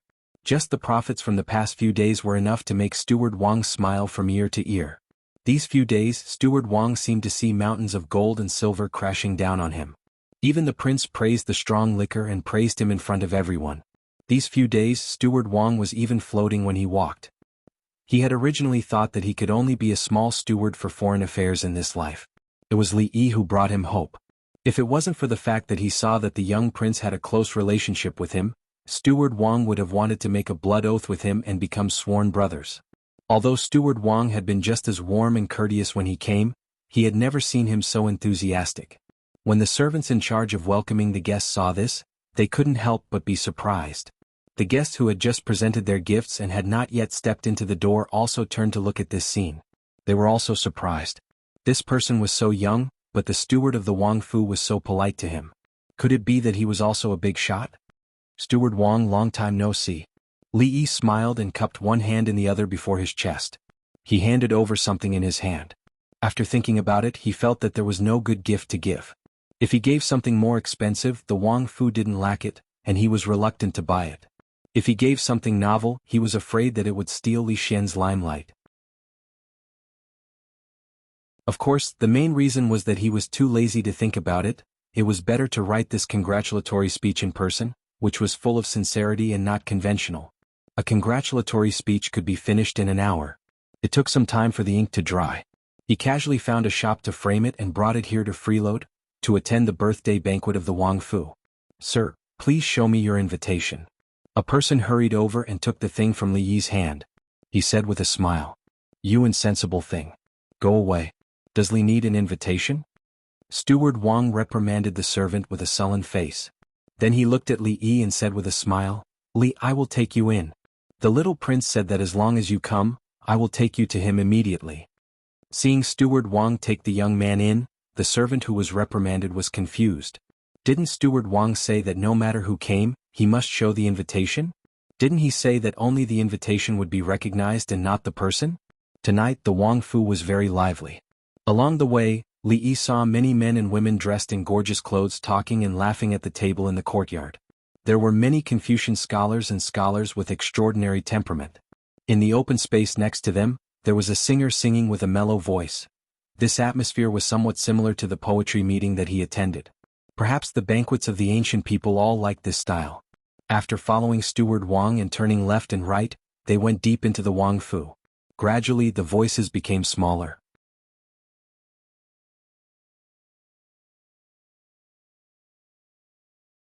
Chapter 160. When he saw Li Xian again, he was in his room, staring at a kite in a daze. It was the princess's birthday, and the crown prince was hiding in his room watching a kite at night.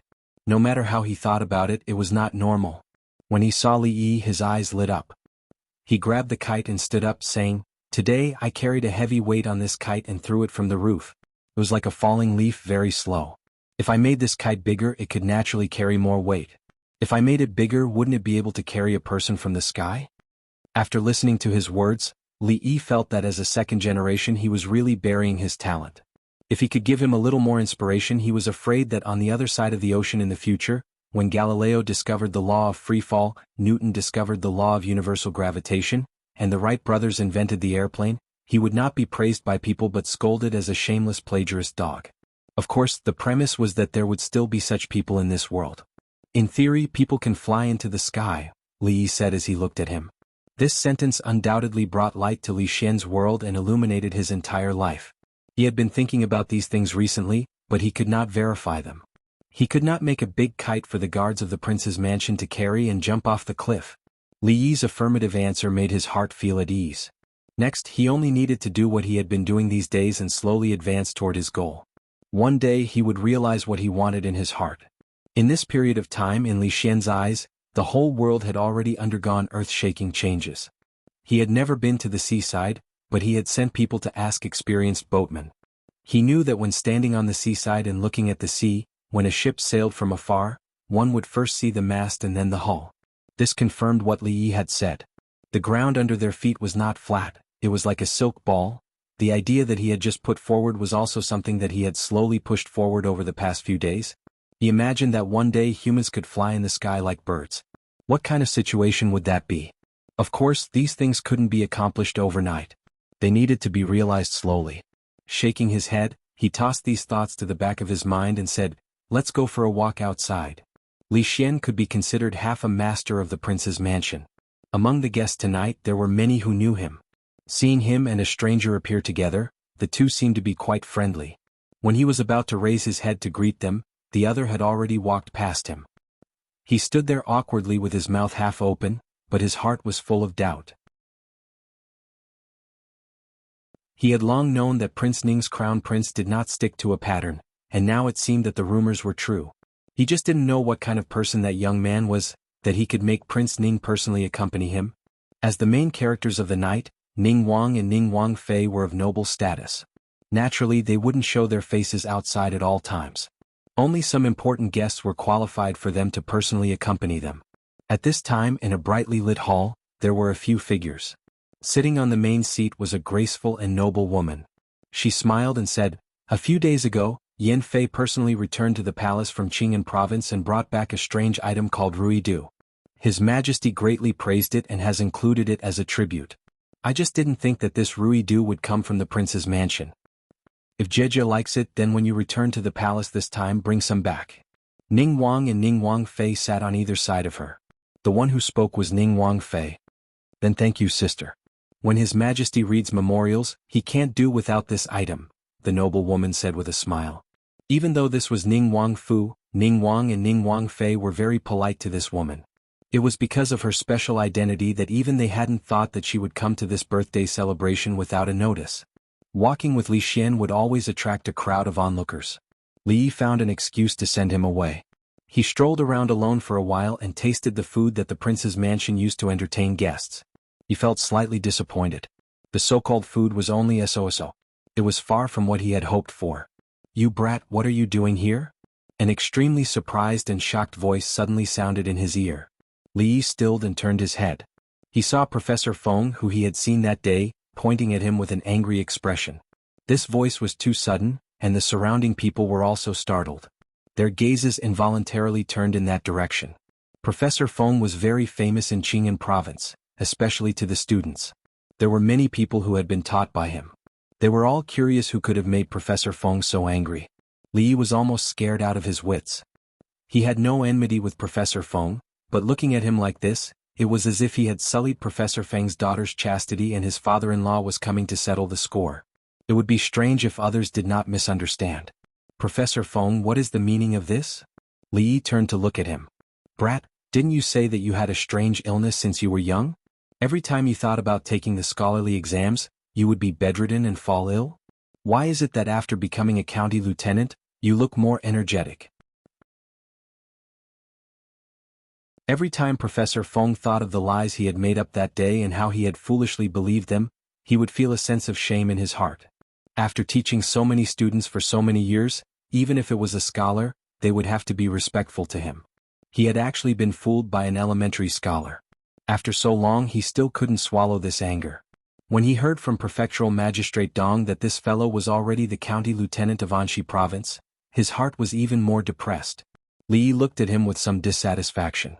As a dignified prefectural school's professor, every time he opened his mouth, he would call him a brat. Where was his manners? It seemed like this Professor Feng had spent so many years studying the sage's books in vain. If he had the ability, he should have asked the current emperor about the matter of him becoming a county lieutenant. Why was he venting his anger in front of him? Did he think that he was willing? I've already said that it's a strange illness. Who knows when it will get better? Maybe this position of county lieutenant is a good medicine? Li Yi said lazily. He picked up a plate of pastries and walked past Professor Feng. He didn't want to be called a brat by this Professor Feng again. Even though the other party's rank was higher than his, could a city's education bureau director control a county's public security bureau director? Obviously not. Since that was the case, there was no need to bother with him anymore. Incurable, incurable. Professor Feng watched as the scholar left indifferently after being ignored. He waved his sleeves and said angrily. As for those officials who had been reprimanded by Professor Feng, they looked at Li Yi's back with a little respect. After so many years, this was the first time they saw a student who dared to speak to Professor Feng in such a manner. Respect, respect.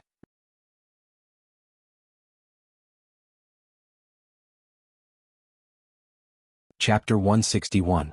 What made Brother Feng so angry? Seeing Professor Feng blowing his beard and glaring at him from afar, many people who were familiar with him walked over. One of them, a middle-aged man, looked at him and asked in confusion. Forget it, don't mention it again. Professor Feng was afraid that if he continued to talk about this matter, he would become sick from his unambitious bookish attitude, so he waved his hand and said, "Hee, did that county magistrately offend Professor Feng again?" A slightly teasing voice sounded. When everyone turned their heads to look, they all put on a serious expression and cupped their fists. Lord Dong. The person who came was Magistrate Dong. Magistrate Dong smiled and waved his hand. Tonight there is only Dong Wenyan, no Lord Dong. Seeing that Magistrate Dong was so casual, everyone gradually relaxed. Finally, someone couldn't help but ask, "May I know what's going on with the county magistrately that Brother Wenyun mentioned?" Magistrate Dong laughed and said, "You have to ask Professor Feng about this."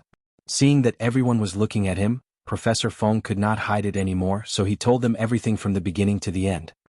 He actually doesn't want to be an official? A chronic illness that prevents him from becoming an official? Brother Feng actually believed this kind of excuse. That Rules for Disciples is an excellent work.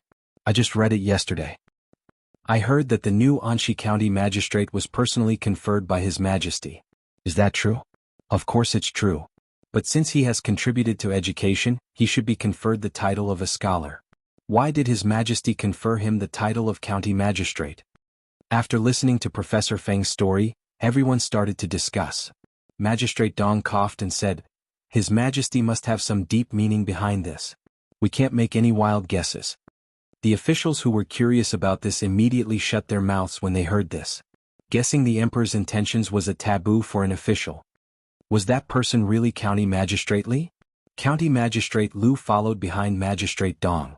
The familiar figure appeared in his mind, and his heart trembled again. It was thanks to Magistrate Dong that he had the right to come here tonight. Even so, he had to act cautiously, fearing that he would accidentally anger some important person. However, County Magistrate Li was able to act neither servile nor overbearing in front of Professor Feng, whose rank was much higher than his. He even left in a carefree manner after the incident, as if the Wang Fu was his own home. Magistrate Liu would never believe that he was just an ordinary county magistrate. No, it seemed that when he returned to the county government today, he had to sternly warn that unfilial son to stay in the government office for a period of time and not go out to cause trouble.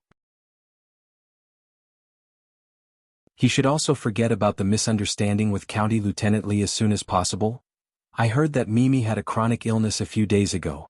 As an elder sister, I should have come to visit, but it is not easy to leave the palace. Seeing that Mimi's complexion is good, I can relax. The elegant and noble woman held Ning Wangfei's hand and said with a smile, "Thank you, Your Highness, for your concern. Your concubine's body is fine now," Princess Ning said softly. The beautiful woman patted her hand and said, "What concubine? There are no outsiders here. You and I can call each other sisters." With that, her face showed some confusion and she said, "That's right, why didn't I see Xian'er today?" Princess Ning smiled and said, "He doesn't know that sister has come. He is probably still in his room. I will send someone to call him."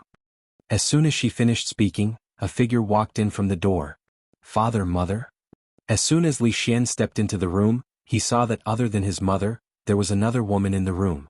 When he saw her appearance clearly, he was stunned for a moment, then immediately knelt on the ground. "Xian'er greets Your Highness." The elegant and beautiful woman immediately smiled and personally walked up to him. She helped him up and said, "Child, we haven't seen each other for many years, but you have become polite to me." She looked Li Xian up and down and nodded with satisfaction. She said, "I haven't seen you for many years. Xian'er has really grown up. You look so talented. Who would remember the little fellow who had a runny nose all day?" The beautiful woman's words caused Li Xian's face to slightly redden. When he was young, he had been sent to the palace to receive instruction with the princes and princesses. At that time the empress had treated him very well. Far away from the palace in the capital, he was often bullied by the princes. When he was bullied, the empress would always stand up for him, reprimanding and punishing the princes. In that period of time, his feelings for the empress had even surpassed that of his birth mother. Even now he still remembered those princes who bullied him after being beaten up by Ming Zhu, still had to stand in a row and let the empress reprimand them with a stern face. Every time this happened he would stand behind the empress and secretly laugh. Although his nose and face were also swollen, his heart was very happy. After so many years seeing the empress again, it was inevitable that there would be a sense of alienation. But after the other's words, the estrangement caused by time was instantly swept away. Just now you wanted to present a gift to Wang Fei, right? Let the empress see what good things Xian'er has given to Wang Fei. After the beautiful woman sat back on the main seat, her eyes were still looking at Li Xian as she asked with a smile. Li Xian waved his hand towards the door and a servant came in with an exquisite brocade box. Li Xian took the brocade box from his hand and respectfully knelt in front of Ning Wang Fei. He said, "This child wishes that Mu Fei's appearance will not grow old, and that you will always be young and live as long as the heavens." Usually he felt closer to calling them father and mother. On such a serious occasion even the way he addressed them became serious. "What appearance will not grow old, forever young? Where did you learn these words from?" When Ning Wang Fei heard these words she stilled for a moment. It was the first time she had heard such birthday greetings. But even though she was surprised she was still somewhat happy inside. After all, as a woman who didn't want their appearance to not grow old. Even if this was impossible, who didn't like to hear good words? Li Xian stood up from the ground and personally opened the brocade box to take out an exquisite porcelain bottle.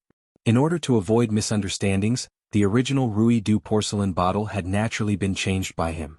This porcelain bottle was unusually exquisite. After it was opened, a faint fragrance came out of the bottle. "So fragrant, what is this?" Seeing the Wang Fei look at him, Li Xian explained, "This is called perfume.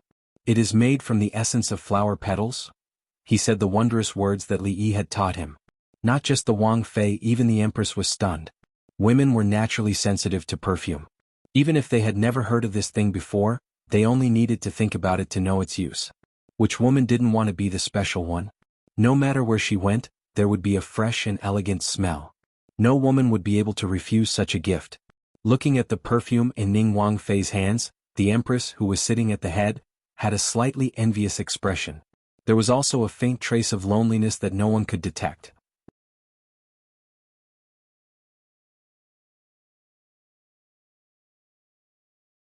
Chapter 162. As the current empress, the head of the harem and the motherly model of the world, there were all kinds of rare things in the palace. Although the perfume was good, it could only cause her mood to fluctuate for a moment. However, as the empress, it was not easy for her to leave the palace. She did not know if she could have such a long journey again in her lifetime. She stared blankly at the young man in the hall. After so many years he was no longer the naughty child he used to be.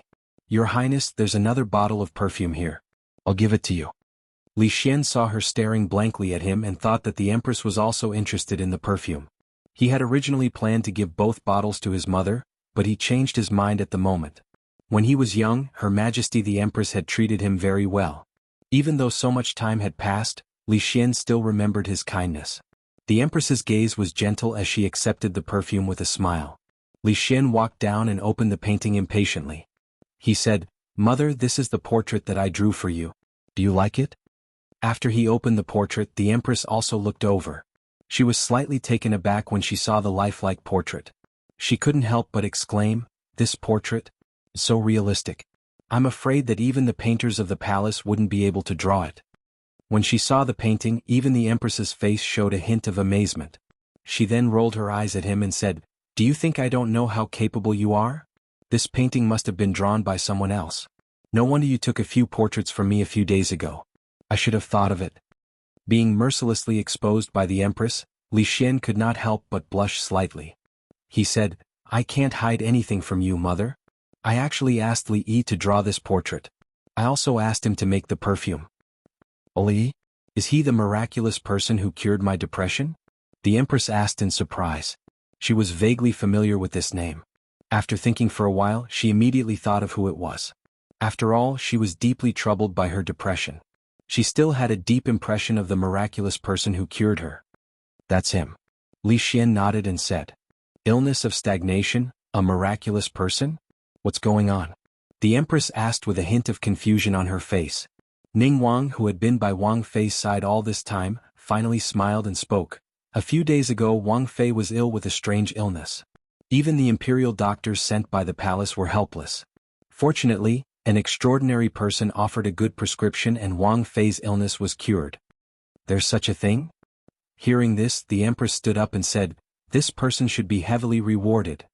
"Don't worry, Your Highness. I've already rewarded him heavily," Prince Ning said with a smile. The prince's residence only wanted 50% of the profits from the Ruidu and liquor business. Just for the sake of this matter, it could be said that he had gained a great advantage. Not only does he know medicine but he also has such painting skills. He can be considered an extraordinary person. The empress looked at the portrait and said, "With just a few portraits, he can draw such charm. He is more than qualified to be a court painter. If Your Highness likes it, I can ask him to paint one for Your Highness. As for becoming a court painter, it's not necessary." Li Xian was really worried that the empress would make Li Yi into the palace as a royal painter. If that was the case, his life would undoubtedly be less interesting. He hurriedly said this and quickly ran out. The empress had wanted to stop him, but her eyes glanced and saw the perfume and portrait in Ning Wang Fei's hands. She just raised her hand and put it back down. "All right, you don't have to accompany me. Tonight is sister's birthday. You two probably have to show your faces outside." After a while, Ning Wang and Ning Wang Fei sent the empress to the inner hall. Tonight, the prince's residence was very lively. Li Yi finally found a secluded garden. He held a plate of pastries in one hand and a pot of fruit wine in the other as he walked towards a pavilion in the depths of the garden. Choosing to come here tonight was not a correct decision. Other than Li Xian, the only other person he knew was that Professor Feng. If he went out now, he would probably be scolded by that person who liked to lecture others. It was quieter here. Li Yi sat down in the pavilion and ate the pastries and drank the fruit wine. He could faintly hear someone singing. The voice was very pleasant to listen to. In this era, it seemed that any banquet would have dance music to add to the fun. Li Yi had just seen a group of people gathered there. Before he could go over to join in the fun, he had encountered Professor Feng. After being called brat twice, he didn't have any thoughts of going over. When he came over just now, the banquet outside had just started. He wasn't in the mood to face a table of strangers. He ate something to fill his stomach and then said goodbye to Li Xian before going back to sleep. He had eaten too many pastries and was extremely greasy. The fruit wine tasted good and he drank a mouthful to relieve the greasiness. Not long after he put down the wine pot, he suddenly heard footsteps behind him. The person who was walking towards the pavilion didn't seem to realize that there was someone in such a secluded corner. The old figure behind the man said in a low voice, "Milord, should we chase him away?" The old man didn't lower his voice. Li Yi, who was sitting in the pavilion, frowned. Who was this old man? He was so overbearing. Did he think the prince's residence was his home? Li Yi hadn't seen Prince Ning before, but he had seen his portrait. The man was slightly older than Prince Ning. Obviously, he wasn't the owner of the prince's residence. However, those who appeared in the prince's residence tonight were almost all people of status. The person who came might be a high-ranking official. He was just a small county officer and probably couldn't afford to offend him. He prepared to stand up and leave. Unfortunately, there was still half a plate of pastries left. When he went back, he would probably have to personally make it himself. Should he eat egg-fried rice or noodles? This was a dilemma. It was also at this time that the man waved his hand and said, "No need." He walked up to the pavilion and sat down on the other side. He only glanced lightly at Li Yi and didn't speak. He seemed to have something on his mind as he stared at the lights outside the shadows of the trees in a daze. Occasionally, the loud voices of young people could be heard from there. Most of them were talking about state affairs. It was faintly discernible. These were the new scholars of Qing and Fu. They only had to wait for the court to appoint them before they could truly step onto the official path. Perhaps after a few years, some of them would also become important officials in the court. As the man was thinking about these things, he suddenly felt something. He turned his head and saw the young man hand over the plate of pastries. "Want a piece?" Li Yi looked at him and raised his eyebrows. Towards this high-ranking official who wasn't overbearing, Li Yi had some good feelings. Seeing the young man in front of him pick up a piece of pastry and throw it into his mouth, the middle-aged man was startled for a moment. Then he smiled and reached out his hand. "This pastry tastes good, but if you eat too much you'll get sick of it. It's best to go outside and steal. Bring me a jug of wine." This high-ranking official seemed to be very approachable. Li Yi kindly reminded him.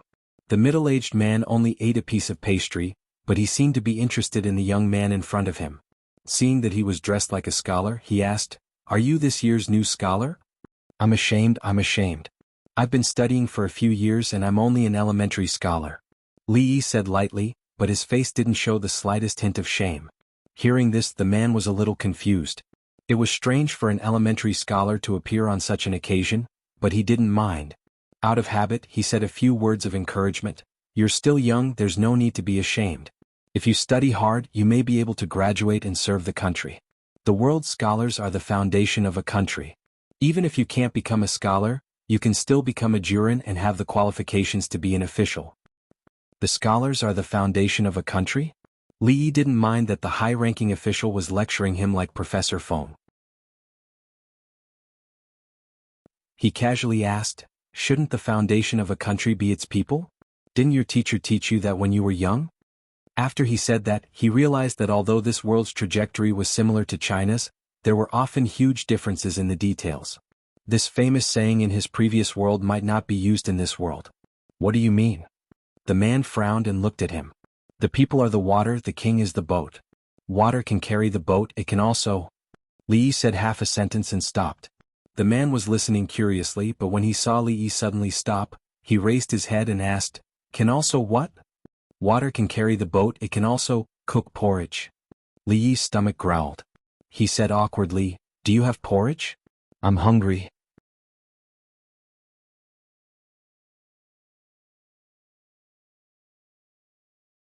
Chapter 163. It turned out that it was easy to be a high-ranking official. In a short while, a few dishes as well as the fragrant white fungus and lotus seed porridge were placed on the stone table in the pavilion. Continue. The dishes were already on the table. The middle-aged man looked at him and urged him. What was I talking about? Li Yi was hungry, so he did not stand on ceremony. He drank a few mouthfuls of porridge and said, "Oh yes, I remember.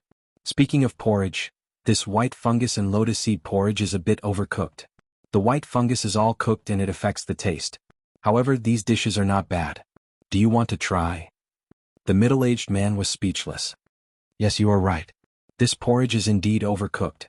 The middle-aged man drank a few mouthfuls of porridge and reached an agreement with Li Yi on this matter.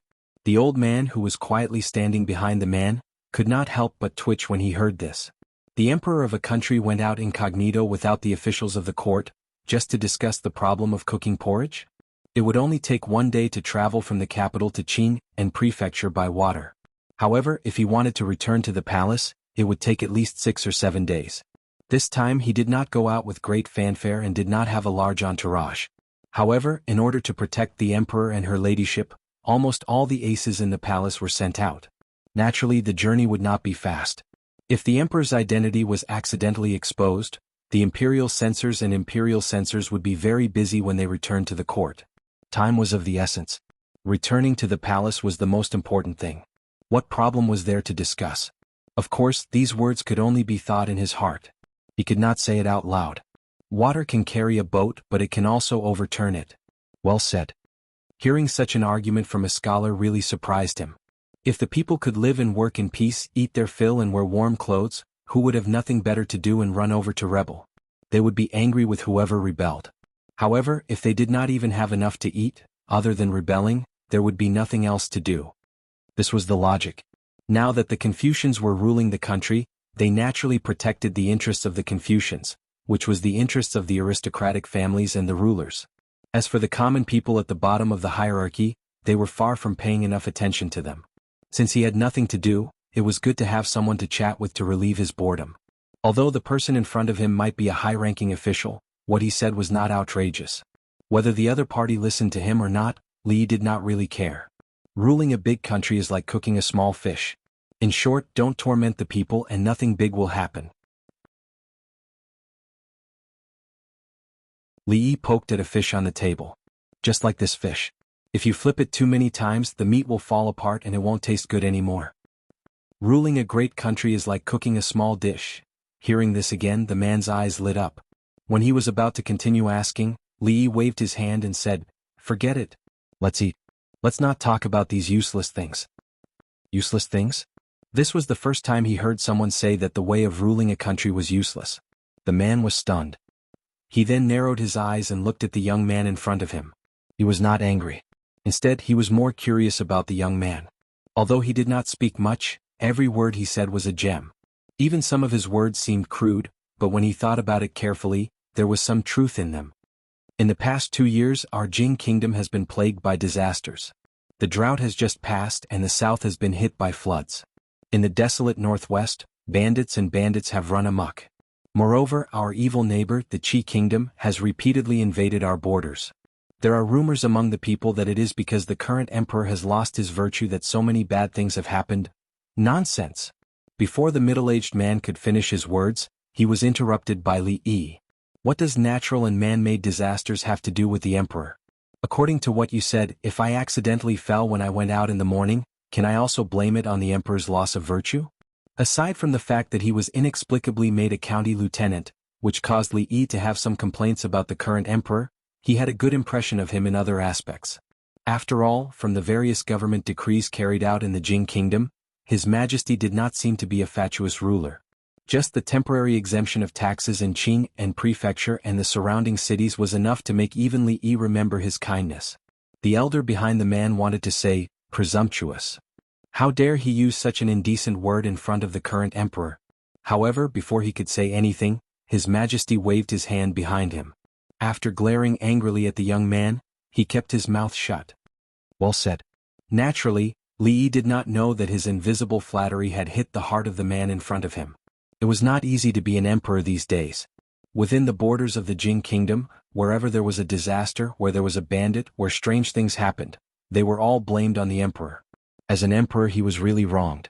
Although the young scholar's words were unpleasant to hear, they made him feel good all over. If it was not for his status, even he would have scolded him to his heart's content. In an instant, when he looked at the young man again, his eyes were full of admiration. Young man, you have ideas, you have insight, you can be of great use. Although the imperial examination was still the most common and important way for scholars to enter the official career, the country was in urgent need of talents and would not block all paths.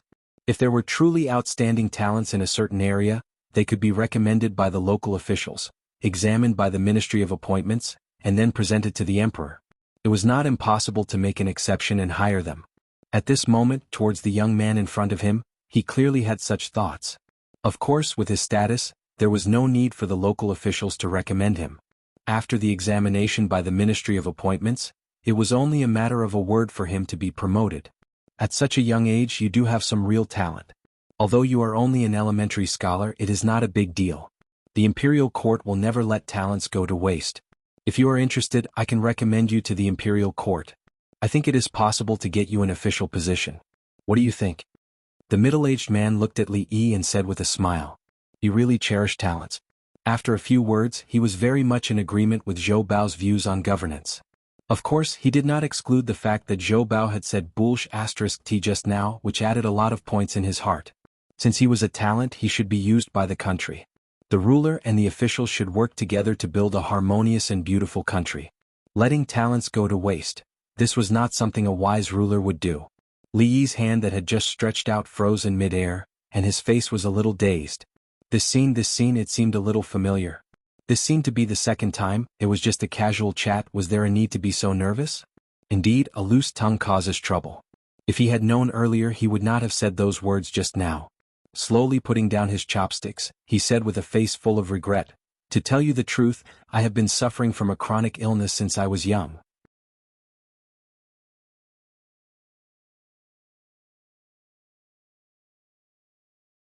Chapter 164.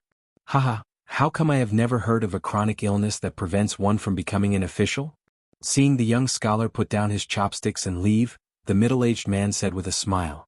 This person used such a clumsy excuse to brush off His Majesty. How despicable. The old man's dark voice floated out. Attempting to deceive the emperor, what is the punishment? According to the law, he should be beheaded. The old man's voice paused and then he said, however, ignorance is not a crime. He did not know His Majesty's identity, so he can be given a lighter sentence. Aha, Changda, you have a sharp tongue but a soft heart. Your bad habit hasn't changed in decades, the middle-aged man said with a smile. A hint of warmth appeared on the old man's cold face. He had watched His Majesty grow up. From the time he was a toddler learning to speak to the time he became a little prince and was made crown prince by the late emperor. Then he personally watched him ascend to the throne. It had been decades.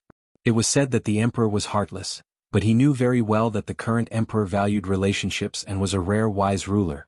The relationship between the two seemed to be master and servant, but it was better than that. Let's go. After a walk, my chest doesn't feel so tight anymore. Go and investigate that young man just now. He's so young, but he doesn't want to serve the country and wants to be a hermit. However, although his personality still needs to be polished, he has potential, the middle-aged man said with a smile and walked outside with his hands behind his back. The old man followed closely behind.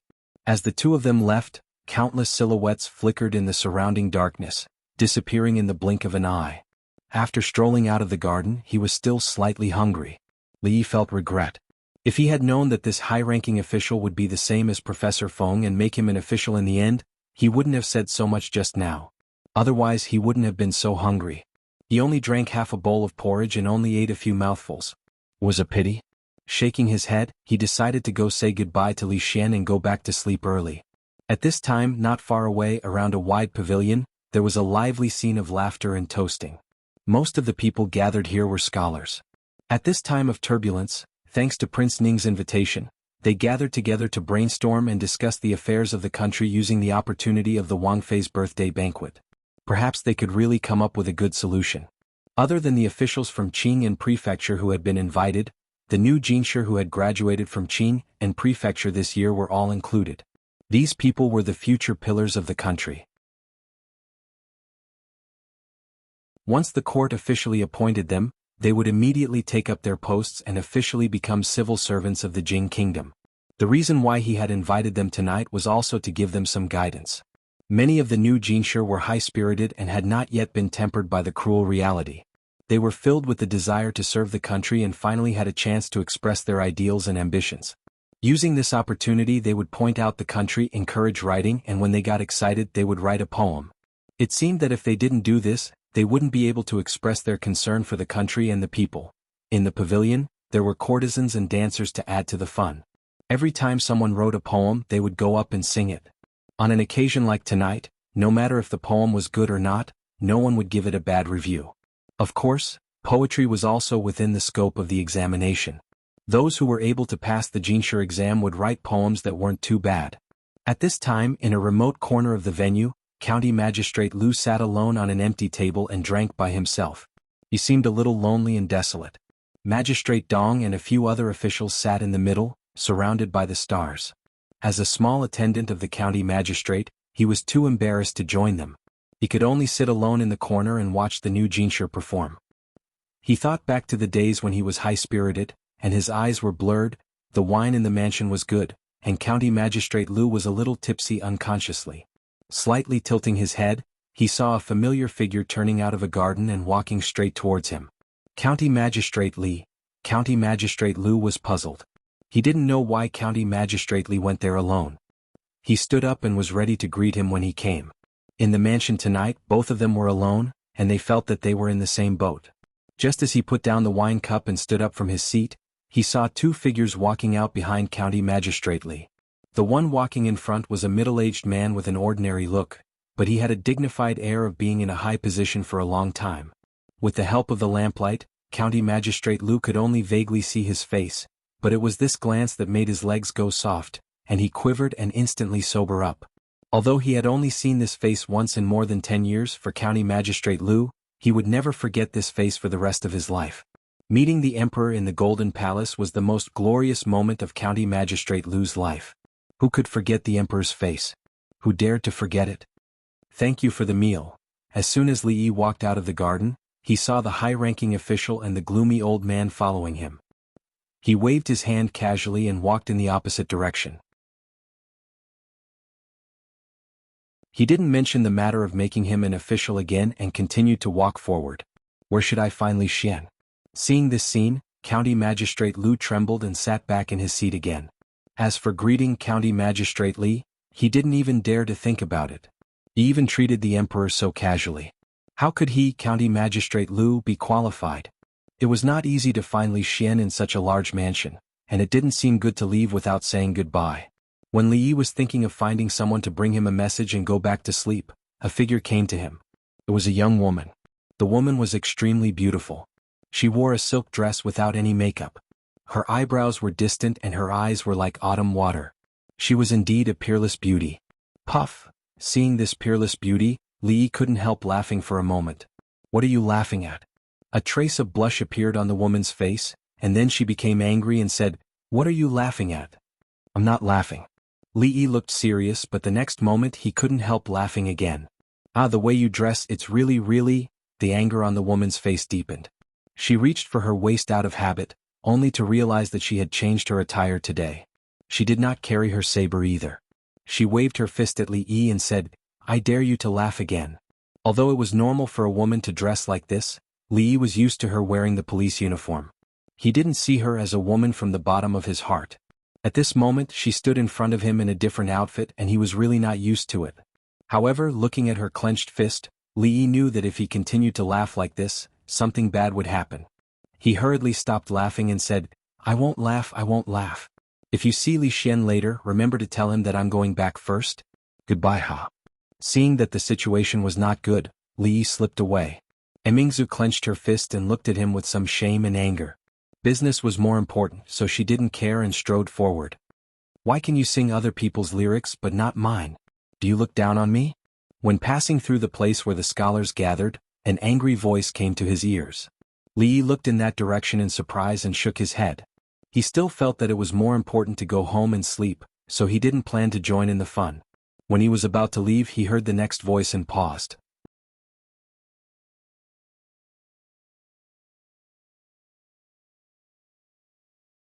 Chapter 165. Young master, you misunderstand. I have no such intentions. It is just that I am not feeling well today and my singing has been greatly affected. If I continue, I fear I will disturb the mood of all the young masters. The beautiful girl bowed and said apologetically, What do you mean by not feeling well? Don't use this excuse to brush me off. A young man stood up from his seat and said impatiently, How come I don't see anything wrong with you?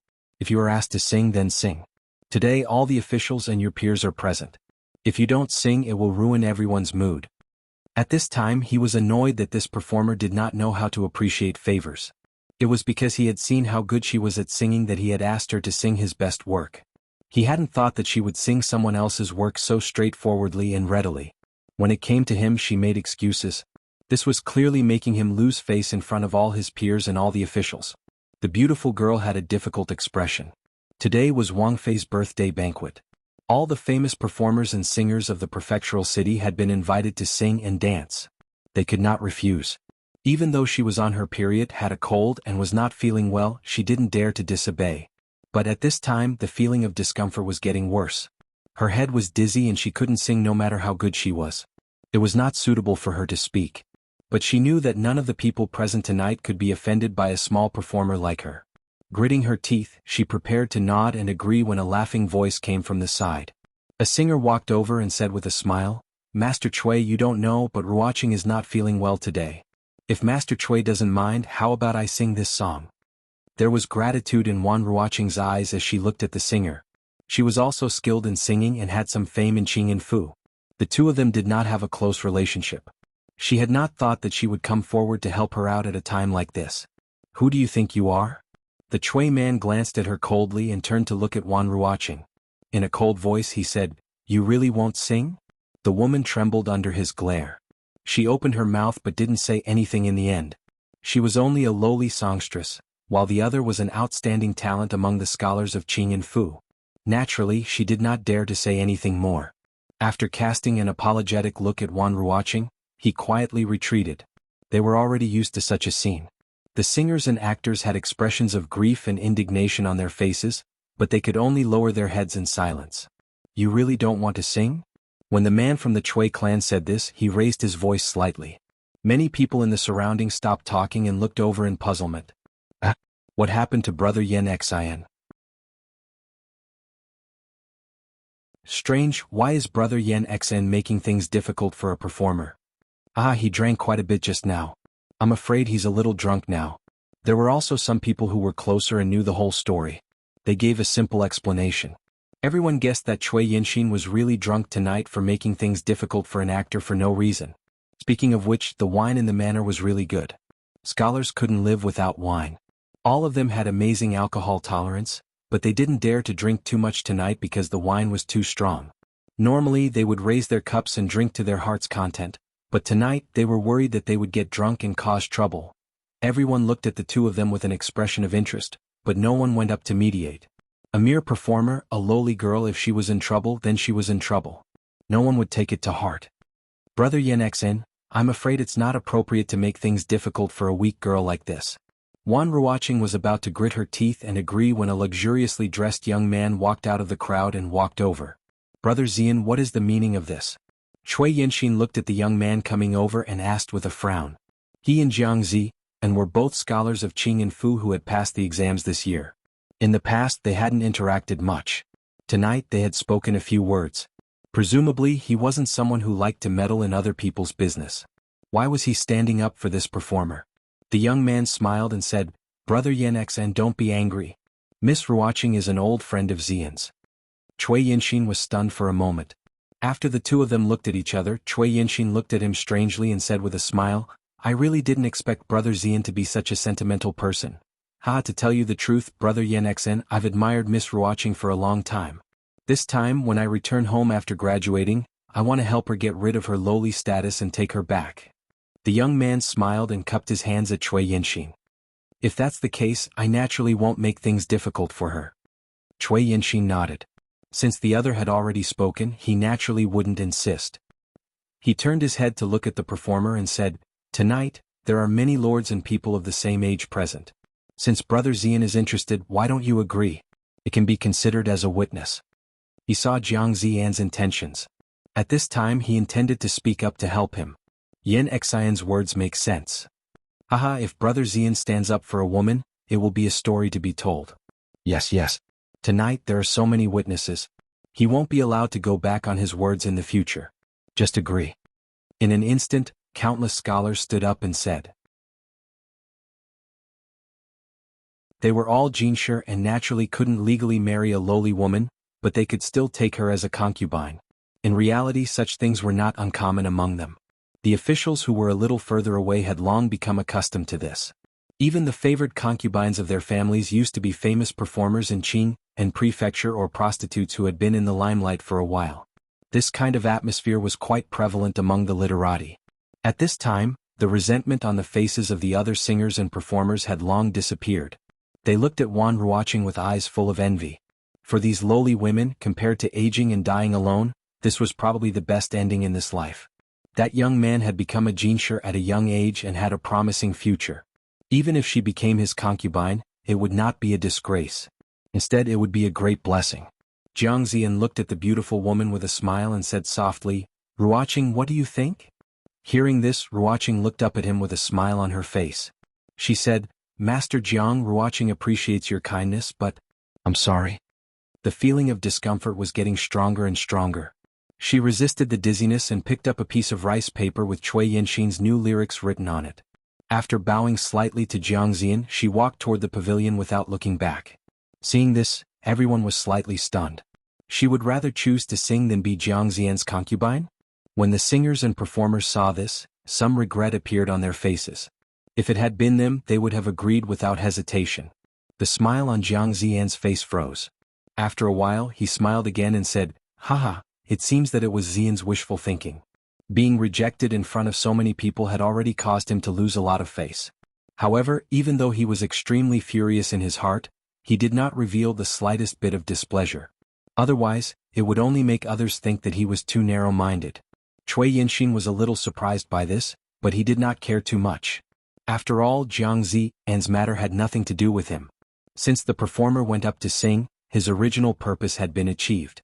After a short surprise, everyone stopped thinking about this matter and turned to discuss Cui Yinxin's lyrics just now. I just saw Yen Xian's lyrics. It is a rare piece of work. When the performer sings, Brother Yen Xian will be in the limelight again. With the world in your heart, you can't eat and sleep well. You are worried about the country and the people. Brother Yen Xian is really a role model for us.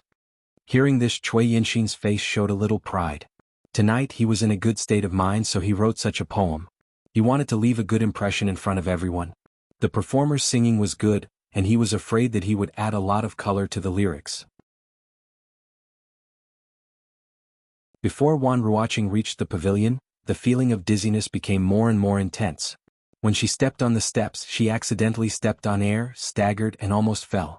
Right at this moment, a pair of strong hands supported her shoulders.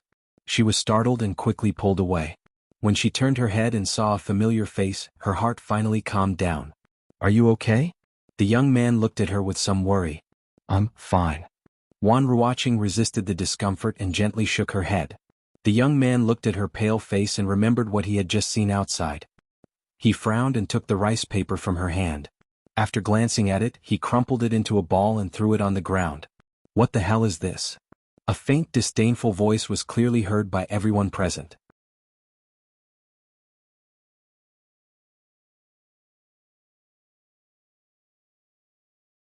Chapter 166. She had worn the uniform of a bailiff for a long time and then changed into a woman's dress. It wasn't just Li Yi who found it strange, even Emingzu herself wasn't used to it.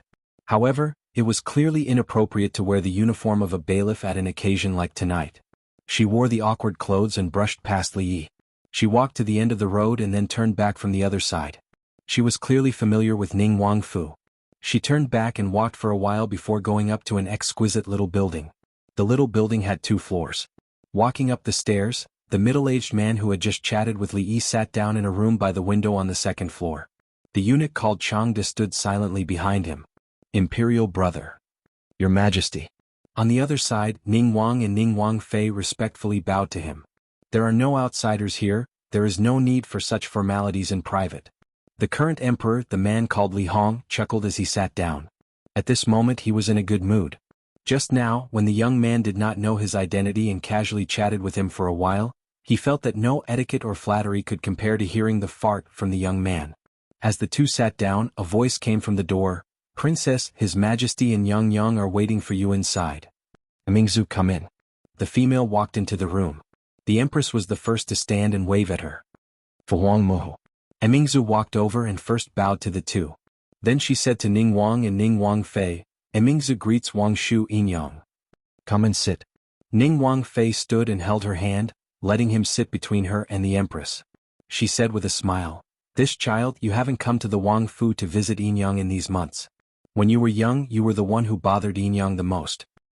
"I was afraid of causing trouble for Yinyang and Wang Shu," Mingzu said with a smile.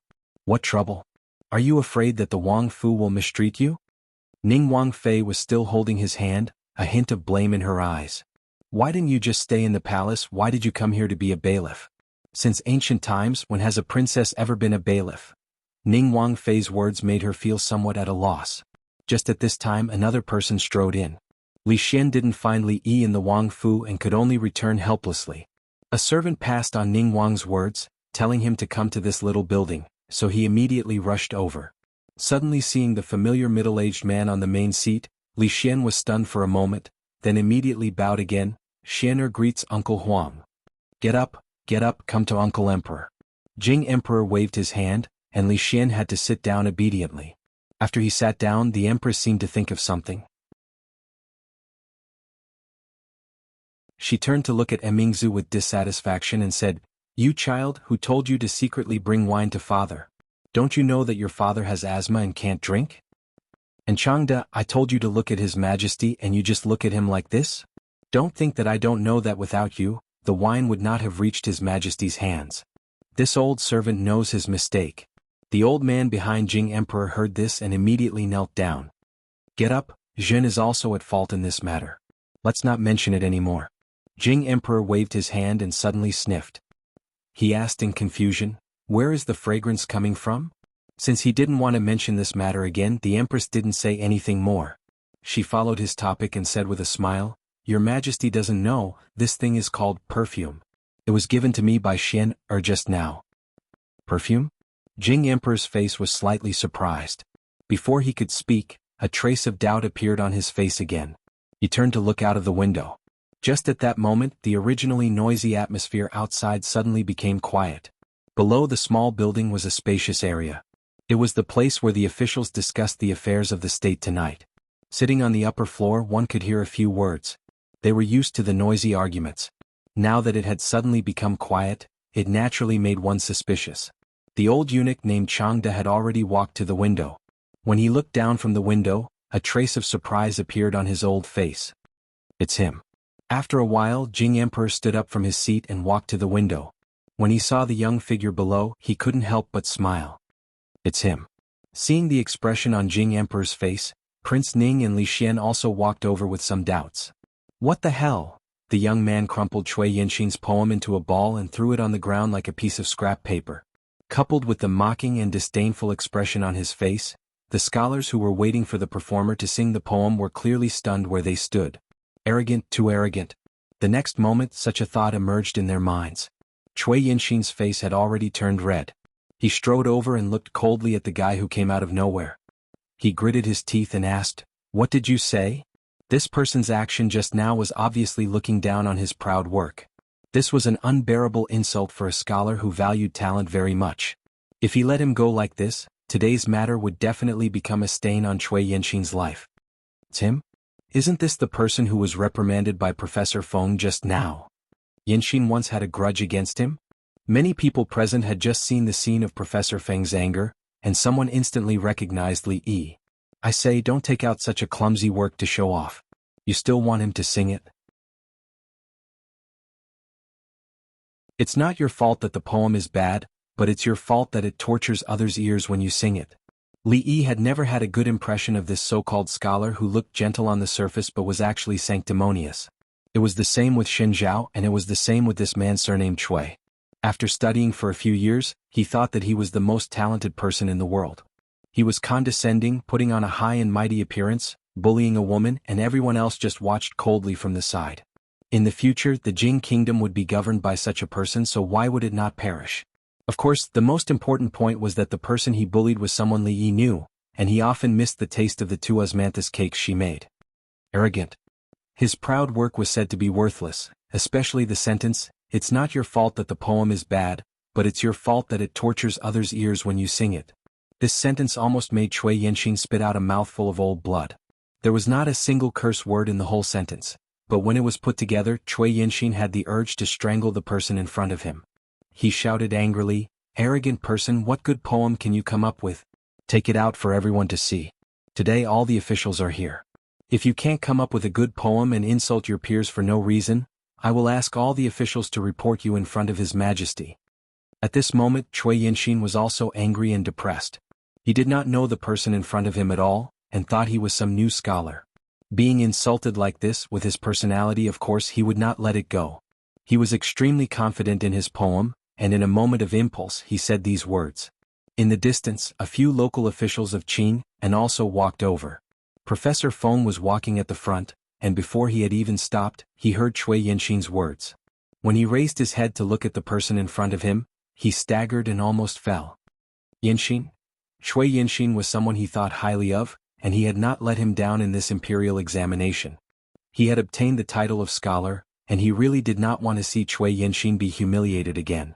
These days he had been preparing for the imperial examination in the capital, and did not know anything about the recent events in Qing and prefecture. Naturally, he did not understand that competing in poetry with the young man in front of him was practically asking to be humiliated. "Master Feng, I have made up my mind. Today I will not tolerate this humiliation." Cui Yanxin waved his sleeve and said with a face full of determination.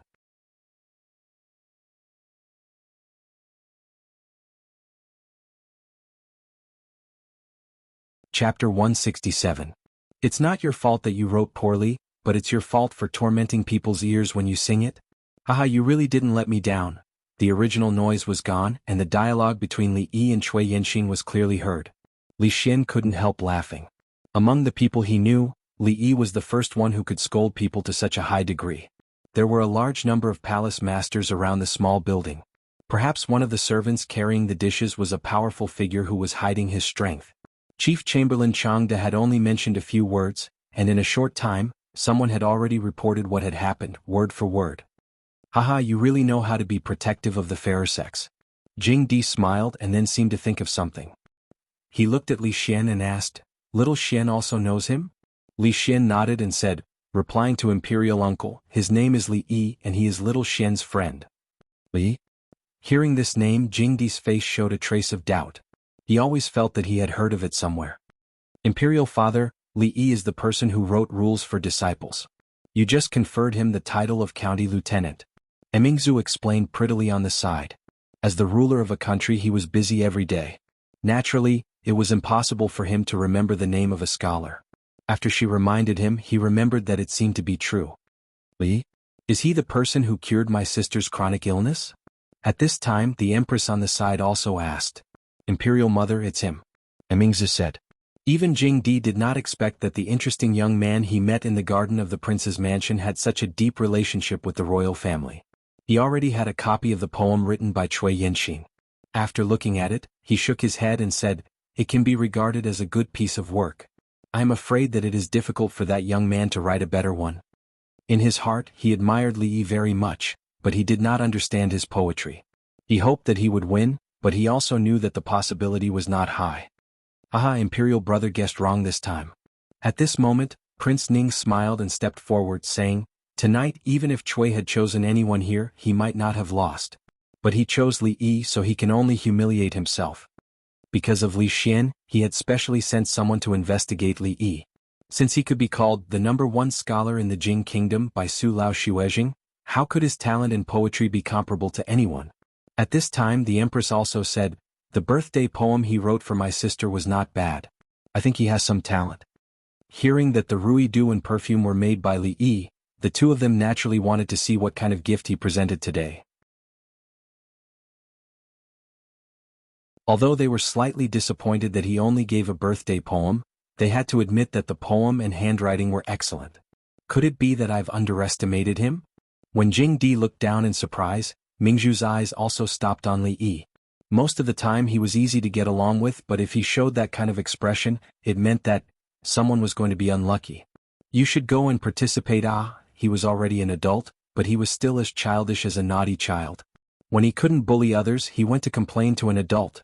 However, Cui Yanxin's words obviously did not scare Li Yi. If he had the ability, he should go and participate. It would be best if he could make him lose his position as a county officer. In the future he would definitely put 2 incense sticks in his house to thank him. You should go and participate. When Cui Yanxin heard this, he felt like he had punched cotton. He almost couldn't help but spit out a mouthful of blood.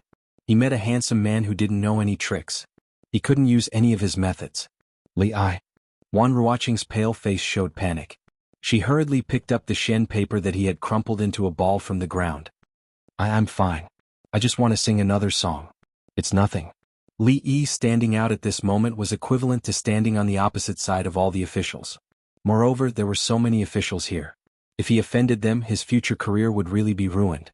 Even though she was very grateful for Li Yi's bravery, she couldn't ruin his future for her own selfishness.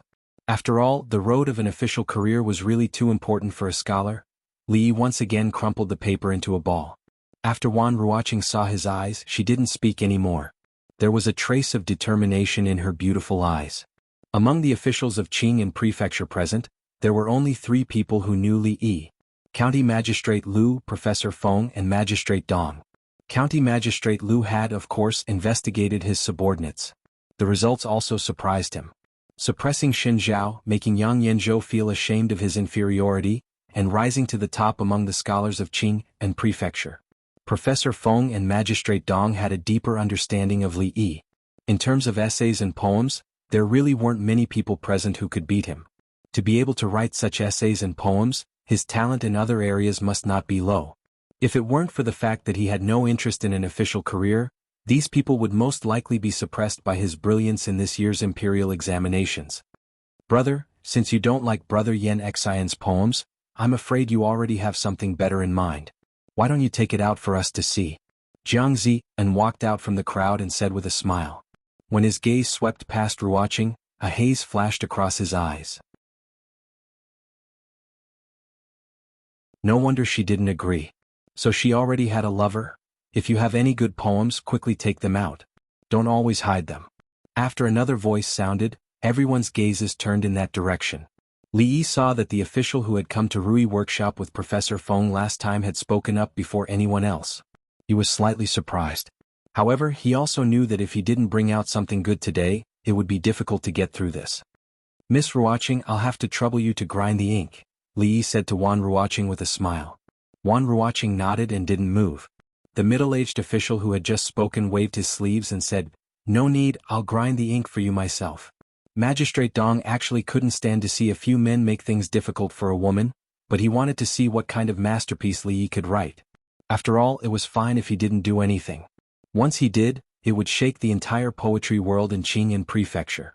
Based on the current state of the poetry world, stirring things up like this often was beneficial. Li Yi watched as the minor official walked to the side and started to grind the ink. He couldn't help but sigh in his heart.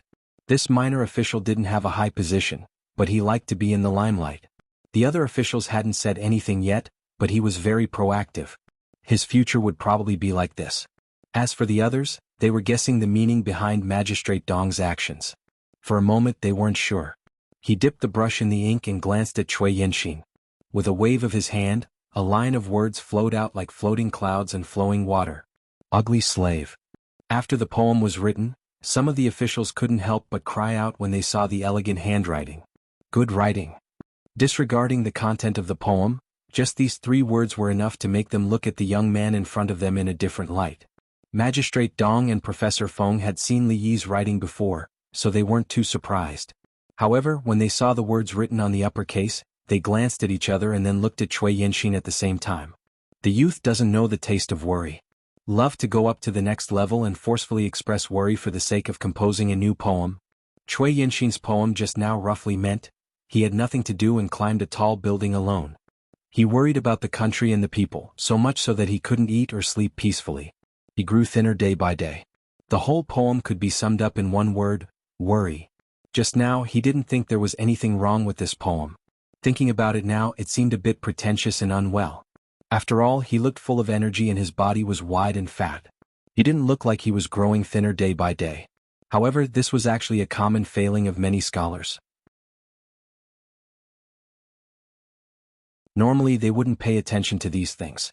If it was brought up, most people would probably be labeled as forcefully expressing worry for the sake of composing a new poem. But now that it was pointed out, naturally it couldn't be ignored. At this moment, Li Yi picked up his brush and finished writing the first and second part. The youth doesn't know the taste of worry. He loves to compose a new poem and forcefully expressing worry. Now that he knows the taste of worry, he wants to say it but doesn't. He wants to say it but doesn't. It's a cool autumn. Professor Feng raised his head and glanced at Li Yi. As a professor of the government school, how could he not see that this sorrow was not the sorrow of parting, but the sorrow of home and country? The layers of foreshadowing were tactful and subtle, but not revealing. It was already an excellent piece of writing. But the problem was, what was with the sorrow and anger revealed in the whole poem? How could he have such experience at such a young age? With his attainments in poetry, he definitely didn't write this poem to express his feelings, but to slap people in the face. Forcefully expressing worry for the sake of composing a new poem. Cui Yenxin had just finished worrying and he wrote such a sentence. Professor Feng sighed. He hoped that after tonight Cui Yenxin wouldn't be traumatized. At this moment, the expressions of the surrounding scholars also changed. They still had the ability to judge. This poem was indeed much better than Cui Yenxin's poem. Of course, the first sentence was more important. The youth doesn't know the taste of worry. He loves to compose a new poem and forcefully express his worry. Wasn't the word young man referring to Cui Yenxin? Even they felt like they had been shot in the knees. Life had just begun. There were many things that had not been experienced. How could he have so many worries? Thinking of the poem he had written before, he couldn't help but feel a burning sensation on his face. At this moment, Cui Yenxin's face was pale as he stared blankly at the paper. It was as if a sharp knife had pierced his heart. 2 streams of hot tears rolled down from his eyes. He raised his head to look at Li Yi. The sorrow and anger in his heart had reached the sky. Forcefully expressing worry for the sake of composing a new poem. Do you dare to be more ruthless?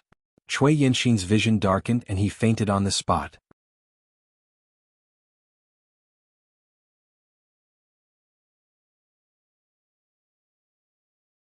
Chapter 168.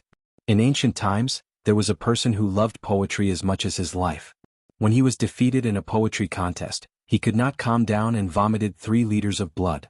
Today there was Cui Yanxin who was slapped in the face and fainted because of the phrase, writing a new poem to express sorrow. Although Cui Yanxin was not as good as the poet, if what happened tonight was spread out, he would become a laughing stock for many people. Many years later, perhaps the Zhuangyuan and Tanhua of the same year, or even the emperor, would be forgotten by the later generations. The name of Cui Yanxin would be known by everyone when the story of writing a new poem to express sorrow was mentioned. Cui Yanxin had just fainted due to a sudden surge of hot blood. There was no need to call for a doctor. Everyone helped him to a chair at the side, pinched his philtrum and slapped him. After a few breaths he slowly woke up. His face was still very red. No one knew whether it was because of anger or because of the slap.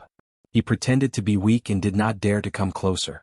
The damage of that poem to him was even more serious than dozens of floggings. From now on, Cui Yanxin would never be able to get rid of the hat of writing a new poem to express sorrow. At this time, the scholars and officials in the field immediately changed the way they looked at the young man. Unofficial history once said that in the Shu Han dynasty, Zhuge Kongming used his glib tongue to make Wang Longli speechless. Wang Longli was so ashamed that he fell off his horse and died. They thought it was just an exaggeration in the unofficial history. Seeing the situation today, they unconsciously believed it. Wan Ruoqing clenched the corner of her clothes tightly. She knew that Li Yi was good at poetry, but these people were also outstanding scholars and new scholars. They were far from those who claimed to be gifted scholars. However, when she saw that the young man fainted after Li Yi wrote a poem, she forgot the discomfort in her body. Her cherry lips slightly opened, but she could not say anything. The next moment, the surprise in her heart turned into nervousness and worry. Oh no, oh no. Li made that man faint in front of so many Jinshiren officials. They won't let this go easily. If they are displeased then, she blamed herself. If she hadn't refused Cui Yanxin's request, this wouldn't have happened. While she was feeling extremely remorseful, Jiang Ziyan walked over with a gloomy face. Yan Xian and Your Excellency are both grand scholars of the same year. Don't you think Your Excellency's actions are a bit too much? 2 scholars who did not know each other would address each other as brother when they met. The word, sir, on the other hand, carried a sense of alienation. The surrounding Jinshi also agreed, and almost all of them stood against Li Yi. Although he was targeting Cui Yanxin, he had scolded almost everyone present. It was a bit too much, and everyone was naturally dissatisfied with him. The officials present didn't care much about it. The officials present didn't care too much about this. They had been in the officialdom for many years and had experienced many things. It was common for scholars to be jealous of a woman. They asked themselves honestly. If that woman was also someone they liked and was scolded by Cui Yanxin like this, they would also do something indignant. Of course, Magistrate Dong's actions just now also made these old foxes not speak easily. Sorry sir, you guessed wrong. I am not a new Jinshi. Li Yi looked at him and said calmly. I. Jiang Ziyan's expression froze, and the people around him were also shocked. Did he just say I? That was to say, the person in front of them had become an official before them. This year, the imperial court hadn't appointed a new Jinshi, which meant he wasn't in the same year as them. Although they would walk this path sooner or later, it wasn't now. Everyone looked at Cui Yanxin. This was embarrassing. This time it was likely that the lords would not stand on their side. Wan Ruoqing looked at Li Yi, surprised and suspicious. When did he become an official? Was he lying to these people? It would be fine if it was on other occasions, but there were many officials here today and he couldn't fool them. County Magistrate Li, you are indeed worthy of your reputation as the first scholar. But what is this I don't want to say, but it's a cool autumn day mean? Magistrate Dong looked at him and said with a smile, I'm curious. County Magistrate Li, why don't you say what you are worried about? You don't have to worry about offending anyone. The scholars of the Jing Kingdom won't be convicted based on their words. As soon as Magistrate Dong said this, everyone quieted down. His words revealed a lot of information. County Magistrate Li, the first scholar. And then there was the melancholy revealed in this poem. What was the melancholy? Magistrate Dong's words let go of Cui Yanxin's matter, and no one paid attention to Jiang Ziyan, who had just stood up. The new Jinshi wondered what was going on with this first scholar. Magistrate Dong seemed to be very familiar with him, and they wondered if what they did just now made Magistrate Dong unhappy. Magistrate Liu and some lower-ranked officials were probably thinking the same thing, but Professor Feng and the people around Magistrate Dong knew that Magistrate Dong's words weren't that simple. When they thought about the poem just now, they suddenly understood. Worried about the country, unable to say it, was he afraid of something? Could it be that he was using this to express his dissatisfaction with the peace faction that controlled the court's politics? At this time, the way Professor Feng looked at Li Yi changed for the first time. Using the past to contrast the present, using something to describe nothing and using nothing to describe something, he highlighted the word worry, and used this as a clue to spread out layer by layer. The feelings were sincere and tactful, and the words were shallow but the meaning was deep. If it was a loyal official who was being pushed aside and had no way to serve the country, it was understandable that he would be worried. But he clearly had no desire to become an official, and he didn't want to be one, so why would he be worried? Reading carefully, what was revealed between the lines was that he saw the country's affairs deteriorating day by day, and he was powerless to do anything about it. He was not willing to become an official because he didn't want to be used by the peace faction, and the stubborn disease of not being an official was probably an excuse because of this. No wonder Magistrate Dong looked at him differently. If this was really the case, then his worries were all in Magistrate Dong's heart. It turned out that he had been wrong about him all along. A trace of red appeared on Professor Feng's face. This kind of feelings, he was far inferior to him. At this time, Li Yi was still depressed in his heart. Where did this small official come from, and why did he have so many problems? He didn't even know what he was worried about. There was only one purpose for taking out this poem, and that was to slap the face of the shameless Jinshi who even bullied girls. How could he think so much? Even Professor Feng didn't say anything. Why did an official keep interrupting? Didn't he see that Professor Feng's face was red with anger? County Magistrate Li, Magistrate Dong is asking you a question. Although County Magistrate Lu was very afraid of Li Yi's background, it wasn't good to keep Magistrate Dong there. Seeing this, he spoke in a low voice to remind him. What, Magistrate Dong? Li Yi was stunned. A small official suddenly became a magistrate. This change was too sudden and he couldn't react for a while.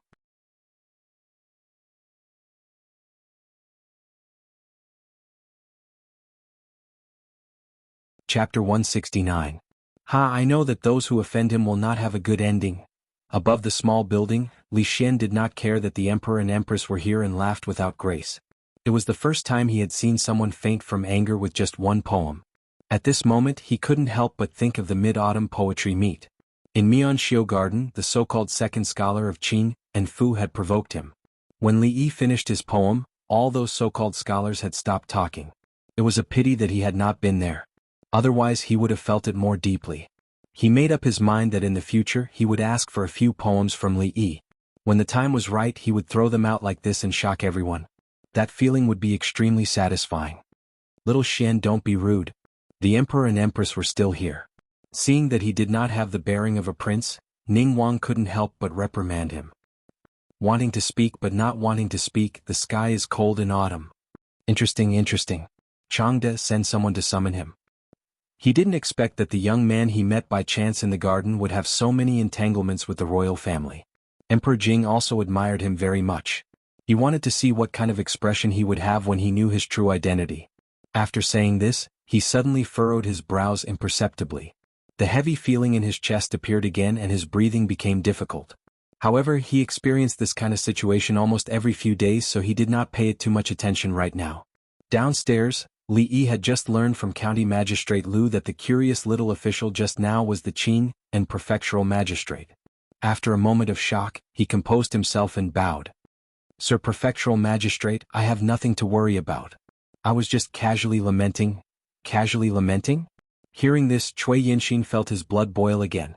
Even when Magistrate Dong heard this, the corner of his mouth couldn't help but twitch. Last time he didn't reveal his identity, so he casually brushed him off. But this time in front of all the officials, did he dare to be more serious? Just as Magistrate Dong was about to speak again, a servant from the manor came over and said, Li Li, His Highness invites you. The Wang Yi that the servants of the Wang Fu mentioned was naturally Ning Wang. When the officials heard this, they were all stunned. Why did the prince invite County Magistrate Li? Then they realized another problem.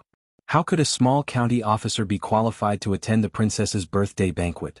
Even Prefectural Magistrate Dong was slightly surprised by this matter. The emperor had personally written the title, the princess and Ning Wang both treated him. Was this County Magistrate Li not simple? Only County Magistrate Lu didn't feel strange at all. What was Ning Wang?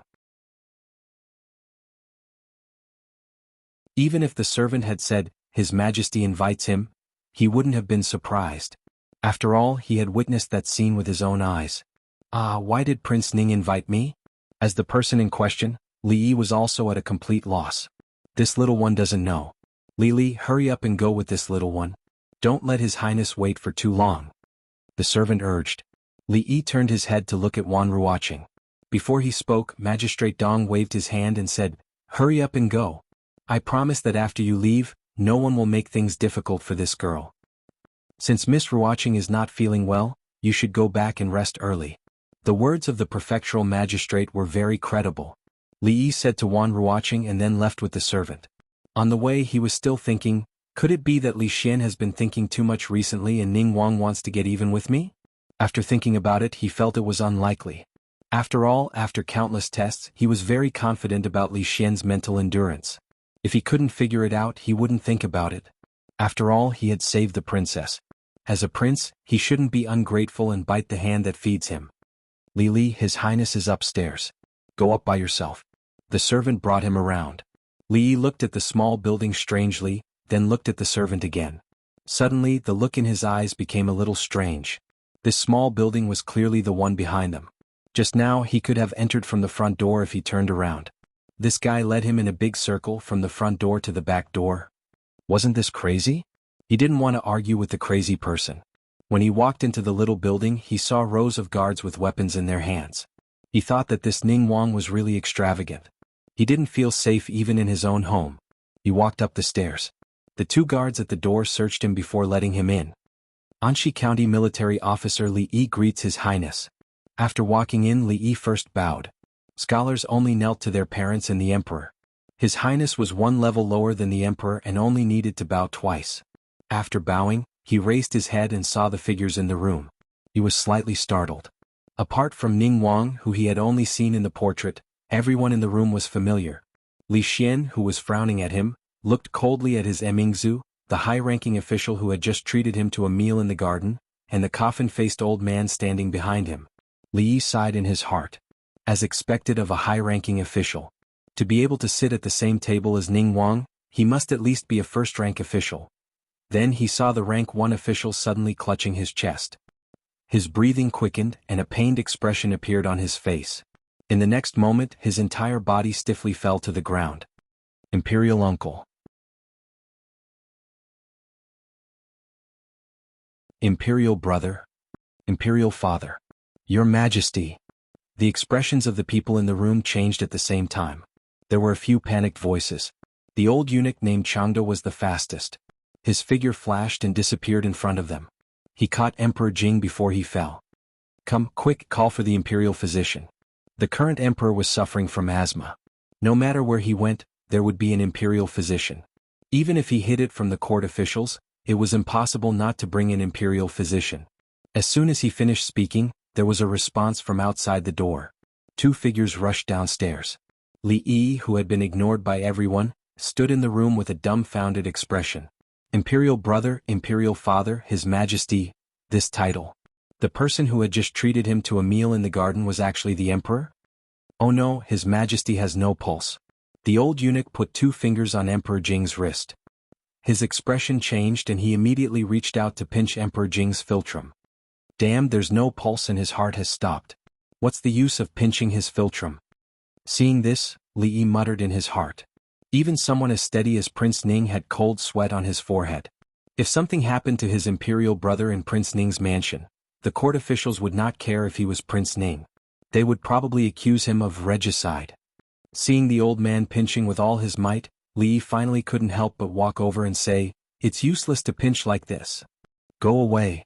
Jianghu did not care about anything else at this time. He did not even raise his head and said angrily. Li Yi was slightly annoyed, but he thought that the old man was probably anxious at this moment. It was understandable, so he did not care too much. At this moment, Emingzu grabbed his arm. For the first time, an extremely anxious expression appeared on her usually indifferent face. You have a way. She was very clear about Li Yi's various magical methods. The princess consort's stubborn illness was also cured by him. Thinking of this, Emingzu looked at him with eyes full of expectation.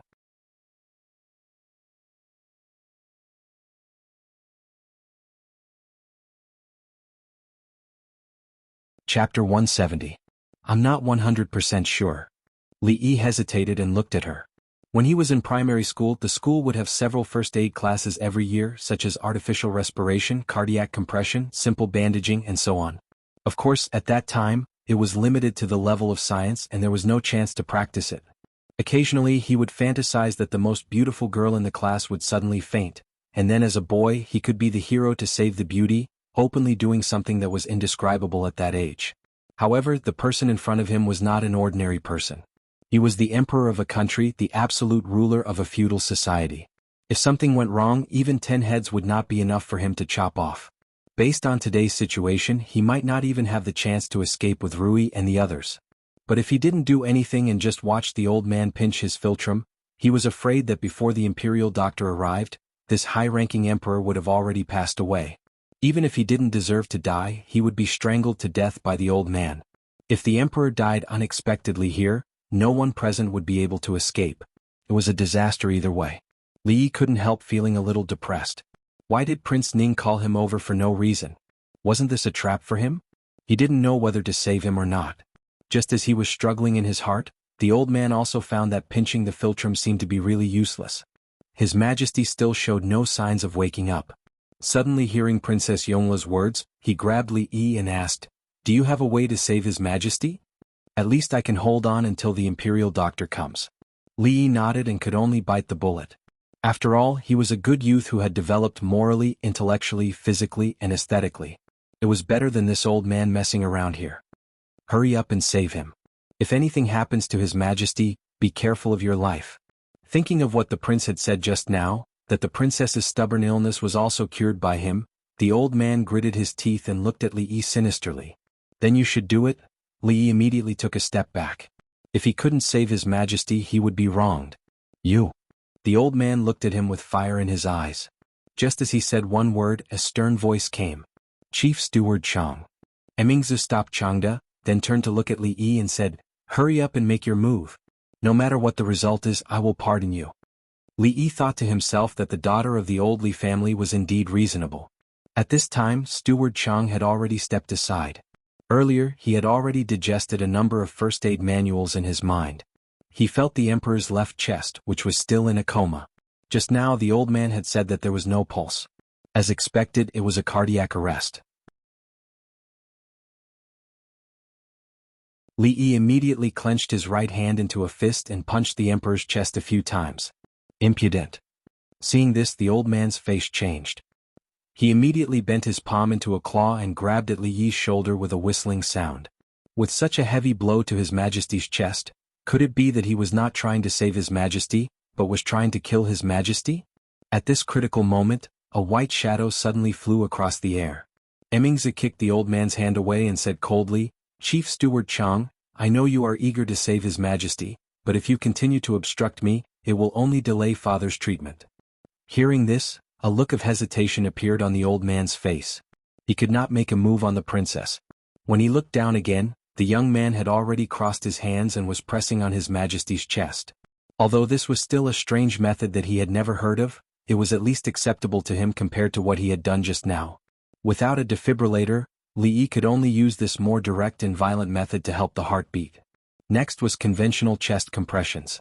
There was no epinephrine, no glucose solution, no nicotinamide, Loblin, and dexamethasone, which he had never even heard of before.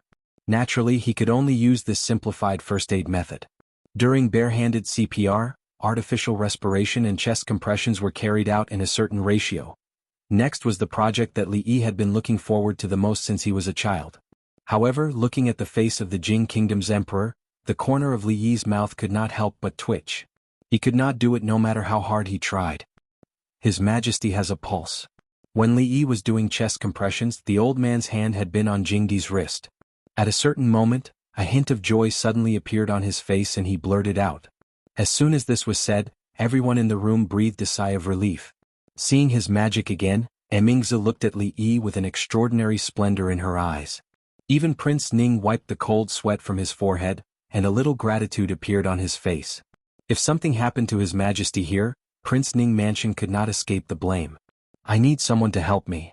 In the end, Li Yi could not overcome the hurdle in his heart and raised his head to say this. "I'll do it." Hearing this, the old man immediately said without hesitation, "Tilt His Majesty's head back, pinch His Majesty's nose, and blow air into His Majesty's mouth." Li Yi tried to make his meaning easy for others to understand. "That's called dragon head, dragon nose?" The old man glared at him and said, "Why do you have to do this?" Pinching His Majesty's nose and blowing air into His Majesty's mouth. This was already a great disrespect to His Majesty. In order to carry out the gas exchange between the gaps to ensure that the blood provided in the artificial circulation process has enough oxygen. Looking at the old man's dumbfounded face, Li Yi said impatiently, "Do you understand? Whether you understand or not, just do it." Although Li Yi's attitude was not good, the old man was not annoyed at all. His Majesty's pulse had begun to beat, which showed that his method was effective. At this moment, he did not care about whether he had offended His Majesty or not. He recalled what the young man had just said, walked to the front, and leaned over to put his old face, lift His Majesty's dragon chin, pinch the dragon nose tightly. "Yes, that's it. Continue, don't stop." Li Yi could already feel that the Emperor's heart had begun to beat. The time for CPR was not long, about 2 to 3 minutes. The brain's tolerance time for hypoxia was 4 to 6 minutes. Even if the Emperor woke up after this time, there would be varying degrees of damage. The tolerance time for other tissues was a little longer. Based on this, after this high-ranking Emperor woke up, he should not have any dementia or paralysis. After about 10 minutes or so, although the Emperor had not woken up, his breathing had returned to normal, and his heart had begun to beat steadily. Only then did Li Yi ask the old man to stop. Seeing that the old man stood up without a red face and was not panting, Li Yi was also surprised. This old man was not bad. After blowing for so long, he actually did not feel dizzy. His lung capacity was too unbelievable. This old man was reckless just now. "I hope you don't take it to heart, little brother."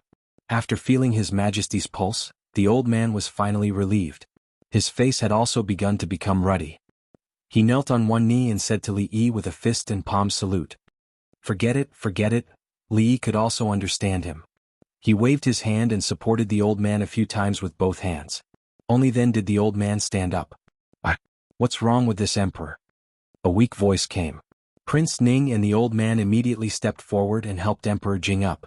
Sitting on the chair, Emperor Jing was just about to speak when he suddenly touched the top of his lips and could not help but let out a soft hiss. "Why does it hurt so much here?" Li Yi thought in his heart.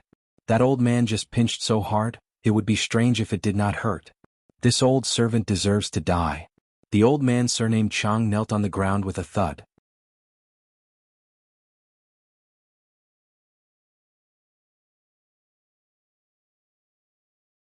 Chapter 171. Emperor Jing was supported by several guards to another room to rest. Li Xian secretly gave a thumbs up to Li Yi and followed Prince Ning. What happened today made Li Yi secretly vigilant in his heart. In the future, he still had to stay away from these emperors and princes. If the other party suddenly fainted or died suddenly like this, wouldn't he be implicated? The efficiency of the imperial physicians was very slow. Li Yi sat here and drank a cup of tea before the two officials of the Imperial Physician Bureau came late. Of course, the price of being late was being scolded by the effeminate old man outside the door like a grandson. However, these two guys deserved it. As the Emperor's personal imperial physicians, why did they come here? If there was any sudden situation and they didn't treat the Emperor in time, the two of them could only use the rock-paper-scissors game to decide who should be the first to be beheaded. What should be done was done. Li Yi wanted to leave, but Prince Ning had just said that he should wait here and wait for His Majesty's summons. The idea of going back to sleep early could only be put aside for the time being. He was also very unlucky to meet the Emperor while strolling in the garden. He began to think if he had said anything disrespectful just now. It seemed that he did, but it seemed that he didn't. Only ghosts would remember so much. In this way, that Constable Emingzu was really a princess? She didn't want to be a princess, but she came to be a constable. Was it not enough for her to be alone? She had to drag him down with her. She was really crazy. The two officials of the Imperial Physician Bureau were scolded. They lowered their heads and went into the room to diagnose the Emperor to make sure that there was nothing wrong with the Emperor's body. After they left, they continued to be scolded. In the room where Li Yi was, 2 rows of armored guards with weapons stood neatly. He had just picked up the second cup of tea, but before he had time to take a sip, a guard came out of the room and bowed. "Lord Li, His Majesty summons you."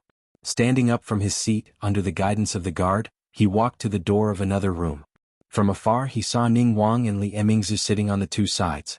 The one he had seen in the garden, the one he thought was a high official, was actually the emperor's man lying on the bed. There were two other women in the room.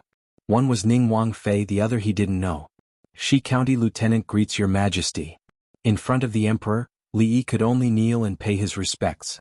Fortunately, the floor of the room was covered with a thick blanket, so he wouldn't feel uncomfortable kneeling on it. "You have done a meritorious deed in saving the emperor, so there is no need to be overly courteous. Come have a seat." Emperor Jing's voice was still a little weak. Not long after he finished speaking, two guards brought a chair over. "Thank you, your majesty." Li Yi thanked. Just as he sat down, Ning Wang took a step forward and looked at the woman Li Yi didn't know. He said, "This is the empress. County Lieutenant Li, you still need to pay your respects." Li Yi felt strange. The emperor and empress of the Jing kingdom didn't stay in the palace, but ran around outside. Kneeling once was not enough, so he had to stand up and pay his respects again. The empress sat at the front and looked at him. There was satisfaction in her phoenix eyes. Just now, when His Majesty had summoned him, she and Ning Wang Fei had left. When they learned that His Majesty had fainted, they had jumped in fright. Knowing that it was this young man who saved the emperor, she naturally saw him in a different light.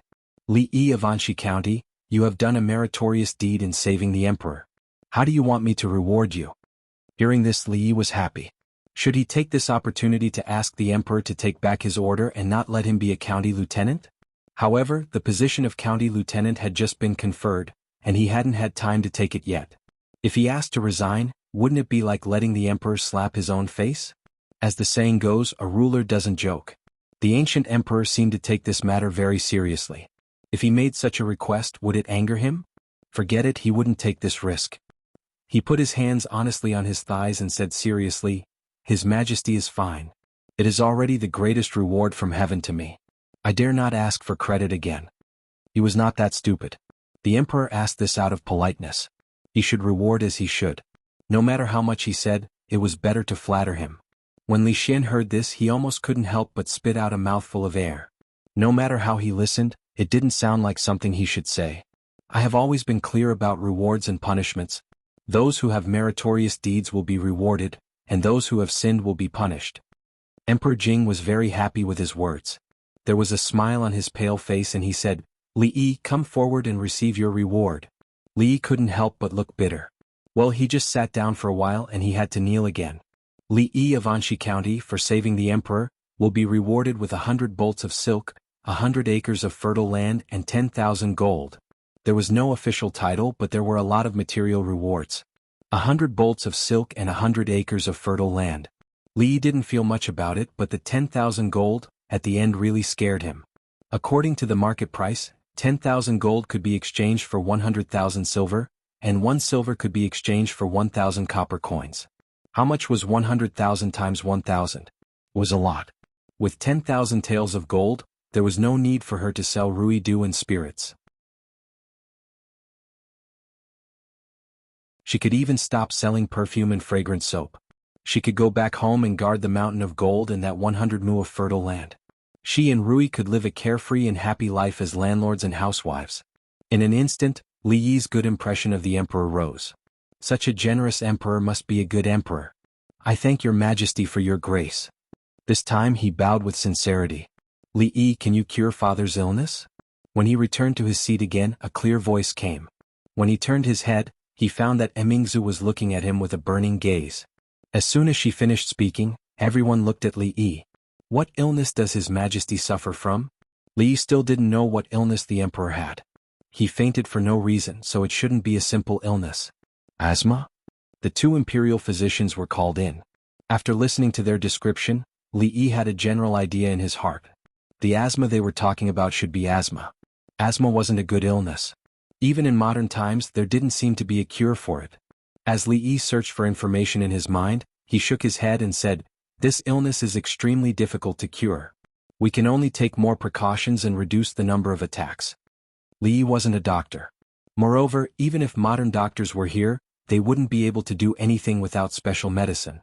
To be able to become an imperial physician in the palace, they definitely had some skills. If even they couldn't cure it, how could Li Yi? He could only tell them some things to pay attention to from the perspective of avoiding contact with allergens. For example, they should frequently dry their bedding, open the windows frequently for ventilation, keep the room clean, and recommend the use of soap produced by Rui Workshop.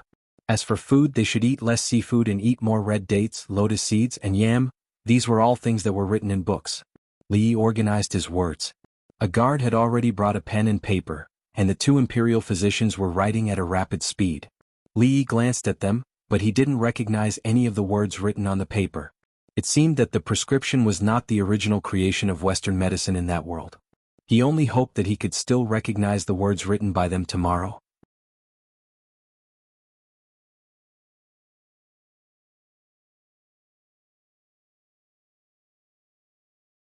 Chapter 172. It's best not to have birds or beasts around His Majesty. Remember not to drink alcohol.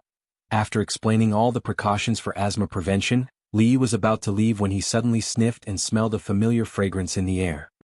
He seemed to think of something and asked, "Did the princess and Her Highness use perfume?" The two nodded at the same time and asked in confusion, "What's wrong?" His Majesty's asthma cannot be smelled too strongly. Perfume and Rui Du are both included. No wonder there was a similar smell in the room just now. Li Yi didn't notice it at that time.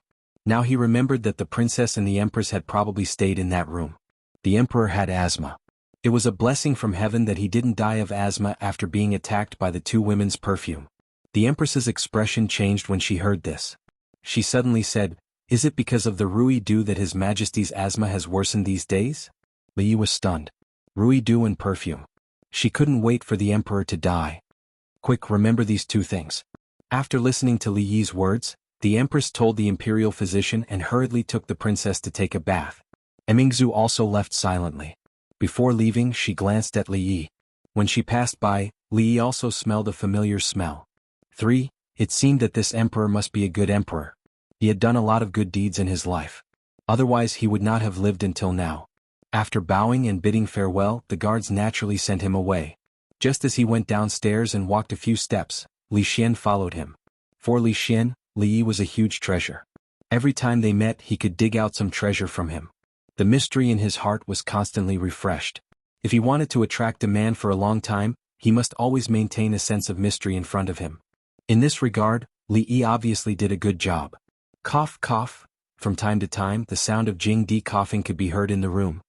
"Brother, should we call the imperial physician over?" Prince Ning asked in a slightly worried tone when he saw this. Emperor Jing waved his hand and said, "There's no need. I know my body. It's fine now." Is Xian'er in contact with Li Yi often? After a while, the coughing gradually subsided, and his voice was heard again.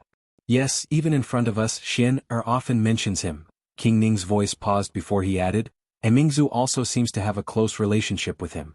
Emperor Jing sat up and asked, "Have you investigated his background?" "I've already checked it thoroughly. There's nothing wrong with it." King Ning replied, "This boy is young but extremely talented. The few poems he has written are widely spread in Qing and Fu. Su Xuezheng once publicly called him the #1 scholar of the Jing kingdom." In addition, the Rui Du and perfume and even the strong liquor that you praised so much today were all his works. King Ning continued, "His medical skills also seem to be very high. Not long ago Ro-er was suffering from a chronic illness. I searched everywhere for famous doctors but to no avail. Even the two imperial physicians were helpless. Yet she was easily cured by him. Brother should have some understanding of his medical skills." When King Ning said this, an unnatural expression appeared on Emperor Jing's face. Although he couldn't care so much at that time, when he thought of the time he fainted, Changda, he felt his stomach churn and forced himself not to think about this. After thinking for a while, he opened his mouth and said, "If that's the case, this boy can be considered an extraordinary person and can be of great use. I originally wanted to move him to the capital and train him for a few years. When he follows father in the future, it would be good to leave a loyal official for him. Thinking about it carefully, this is still too ostentatious. I'm afraid he will be targeted by those people. In addition to Mingzhu's request, I'll let him stay here for now." Hearing this, King Ning was slightly shocked. He didn't think that his brother would think so highly of him. What the two of them talked about next was already a very secretive matter. He waved his attendants away, leaving only Elder Chang behind. No one else could hear the conversation between the two of them. At the same time, Li Yi had already walked out of the gates of the manor. He waved his hand at Li Xian, indicating that he didn't need to send him off. The banquet in the manor was still going on. The high officials and nobles ate, drank, laughed, and chatted. The scholars were singing about romance. No one knew that just now, in the small building behind them, something big enough to shake the entire Jing kingdom had happened. What they were curious and confused about was why King Ning and the princess didn't show up tonight. Among the new Jinshi, Cui Yinxin and Jiangzi, and were probably the most depressed. One was really depressed because he had forced himself to write a new poem. The other was upset because he was rejected by the girl he once liked and could only drink the wine of the manor to relieve his worries. At this time, Li Yi had just come out of the manor and was about to walk back to his shop. He turned his head slightly and saw the figure still waiting by the roadside. "Miss Ruoqing, you haven't gone back yet?" he asked in confusion as he walked over. "Li, you're out?" Wan Ruoqing's face was still very pale. When she saw Li Yi, a smile appeared on her face. She bowed to him and said, "Thank you, Li, for helping Ruoqing just now." Li Yi waved his hand. "Let's not talk about this. You don't look very well. Do you need to see a doctor?" Wan Ruoqing smiled and said, "No need. I'm afraid the clinic is already closed." "Let's talk about it tomorrow." Li Yi had stayed in the manor for about 2 hours. It wasn't too late yet. It was probably around 9 o'clock. The nightlife of the ancients wasn't that rich. After the sky darkened, other than the brothels and taverns that had a lot of customers at night, the other shops would basically be closed. Naturally, there was no way to find a doctor now. Although Qing and Prefecture also had a curfew, and it probably started at this time, the management was relatively lax. In addition, tonight was a special occasion, so one wouldn't be caught walking on the road. "Then I'll take you back first," Li Yi said in a gentlemanly manner. It wasn't safe for her to walk back alone in the middle of the night. "Li, are you going back to Rui workshop?" Li Yi froze for a moment, then nodded. "Then we're going the same way," Wan Ruoqing said with a smile. Li Yi wasn't surprised that she knew where he lived. Rui workshop had already become famous in Qing and Prefecture. Last time at the Mid-Autumn Poetry Meet, some bored person had put the title of the top scholar in the Jing kingdom on him. It had also made him a little famous. There was a high chance of being recognized on the road, so naturally, his residence wasn't a secret. The two walked side by side. Before they left the boundaries of the manor, there was a sudden rush of footsteps behind them. "Master Li, please wait." Li looked back and saw a white-haired old man jogging over.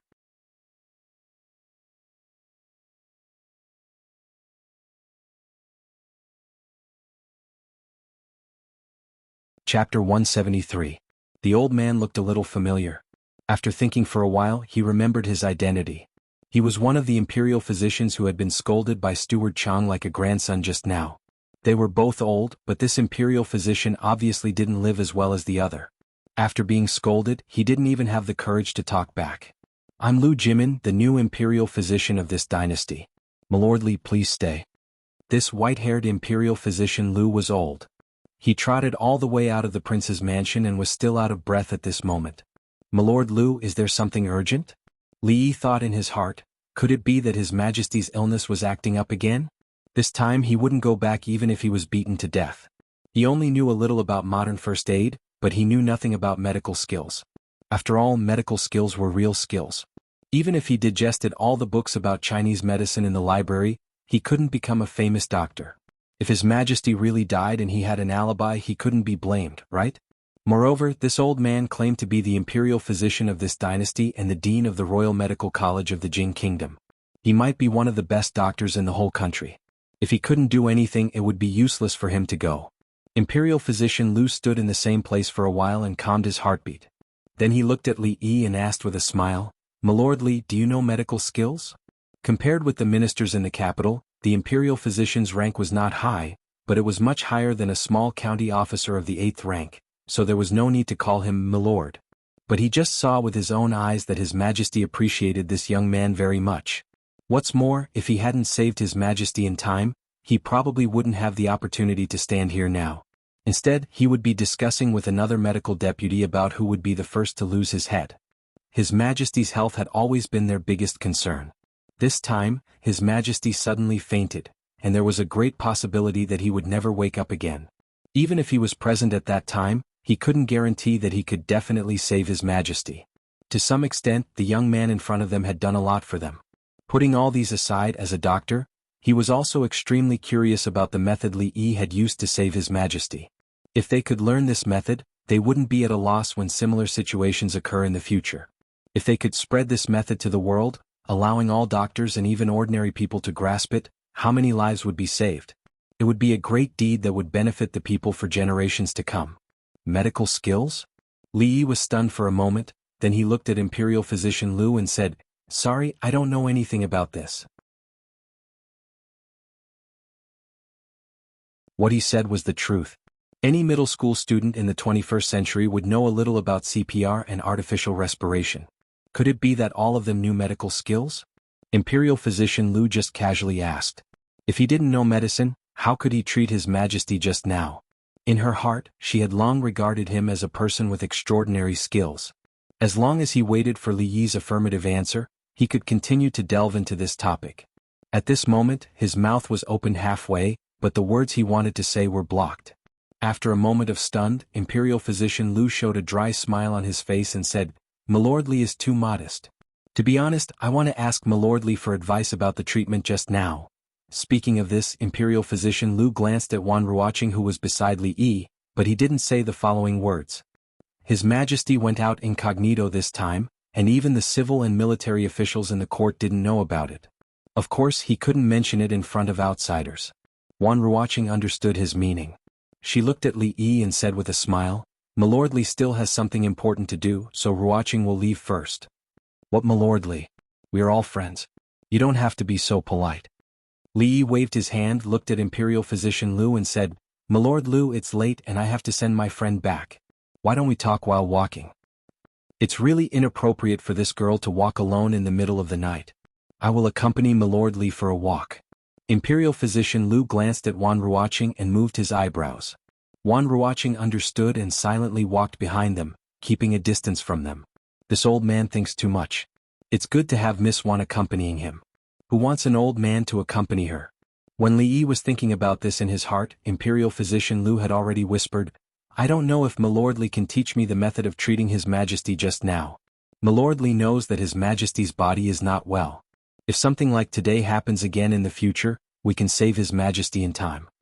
For the symptoms of fainting, even the Imperial Physician Bureau didn't have any effective method at present. Today, seeing such a strange technique, Imperial Physician Lu would not let go of it for public or private reasons. It turns out that Milord Lu wants to learn this cardiopulmonary resuscitation. Only now did Li Yi understand that this was the purpose of this old man chasing him. It was not a big deal. There was no concept of patent in this world, and this was not like the formula of Ruidu that could make money. Teaching it to Imperial Physician Lu was also a thing to benefit society. CPR? Although Imperial Physician Lu had never heard of this name, he could still understand the words heart, lungs, and recovery. When he thought about how he could restore His Majesty's pulse in a short time, didn't it mean recovery? Milord Li is willing to teach me? He turned his head and looked at Li Yi with some excitement. This cardiopulmonary resuscitation is not a secret. If Milord Lu can learn it, it will also be a blessing for the common people. Li Yi said with a smile. Milord Li is so righteous. On behalf of the common people, I thank Milord Li.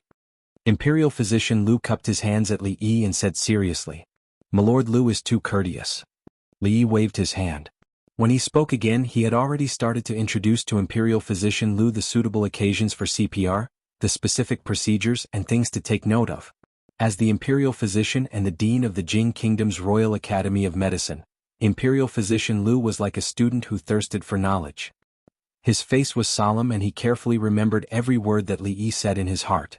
Wan Ruoqing was not far behind the two of them. She watched as Li Yi talked with the high-ranking official with fervor and assurance. The other party looked serious and serious. Her pretty face was slightly absent-minded. When they first met, he was still an unfamiliar scholar who stretched out his hand to ask for osmanthus cake from her. For the reward of 100 taels of silver, he helped Union Poetry Club compose 2 poems, which left a deep impression in her heart. Of course, at that time, she did not know that he was the scholar who wrote Immortal on the Magpie Bridge and became popular in the prefectural city. When they met for the second time, it was at Mianxiu Garden, where the Mid-Autumn Poetry Meet was held. That day she was put in a difficult position by the second scholar of Qing and Prefecture, Xin Zhao. He used Shuidiao Getu to shock everyone, and Xin Zhao tore the poem out of anger. From then on, his reputation in Qing and Prefecture was not as good as before. But with just 2 poems he was crowned the #1 scholar in Qing and Prefecture and even in the Jing Kingdom. He was probably the most unconventional #1 scholar in history. He never participated in poetry meets or poetry recitals, and he did not accept invitations from socialites. The strange items that he sold in his shop in the city were once again popular in the prefectural city. She only knew that the Rui Square next to the brothel was actually his shop when she saw him leave the shop once. Every time she went in and out of the shop, she slightly hoped for a chance encounter like that. Later on, she learned that he came and went without a pattern, so she did not run into him again. She did not expect that the 2 of them would meet again in such a way in the prince's mansion tonight. Writing a new poem to express sorrow, she softly murmured these words, and a trace of a smile appeared on her pale face.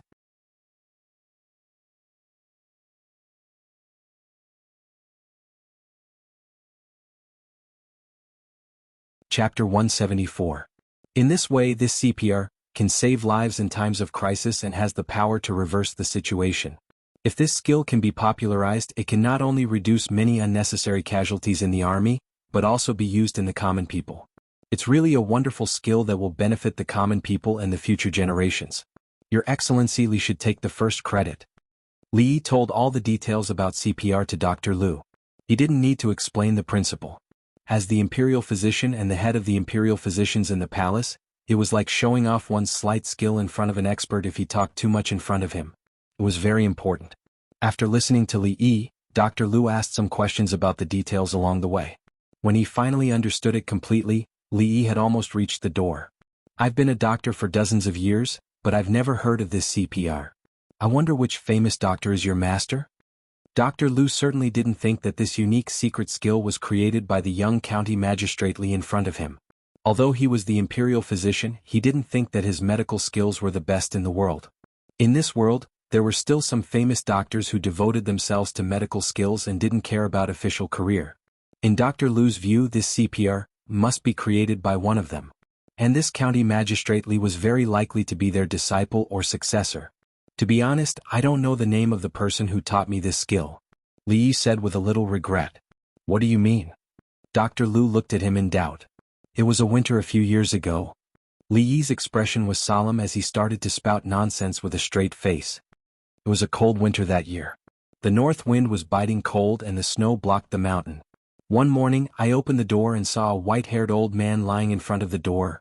When Imperial Physician Lu heard this, his expression became serious.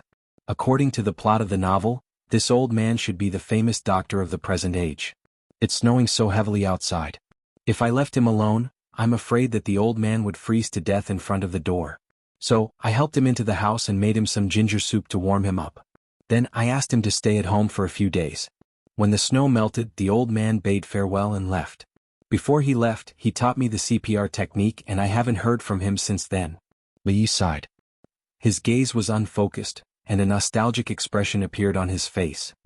It seems that the old man must be one of the most extraordinary people in the world. Imperial Physician Lu's eyes lit up and then he sighed with some regret. Not being able to get to know such a person would be one of the greatest regrets in his life. Then he looked at Li Yi and a light flashed in his eyes.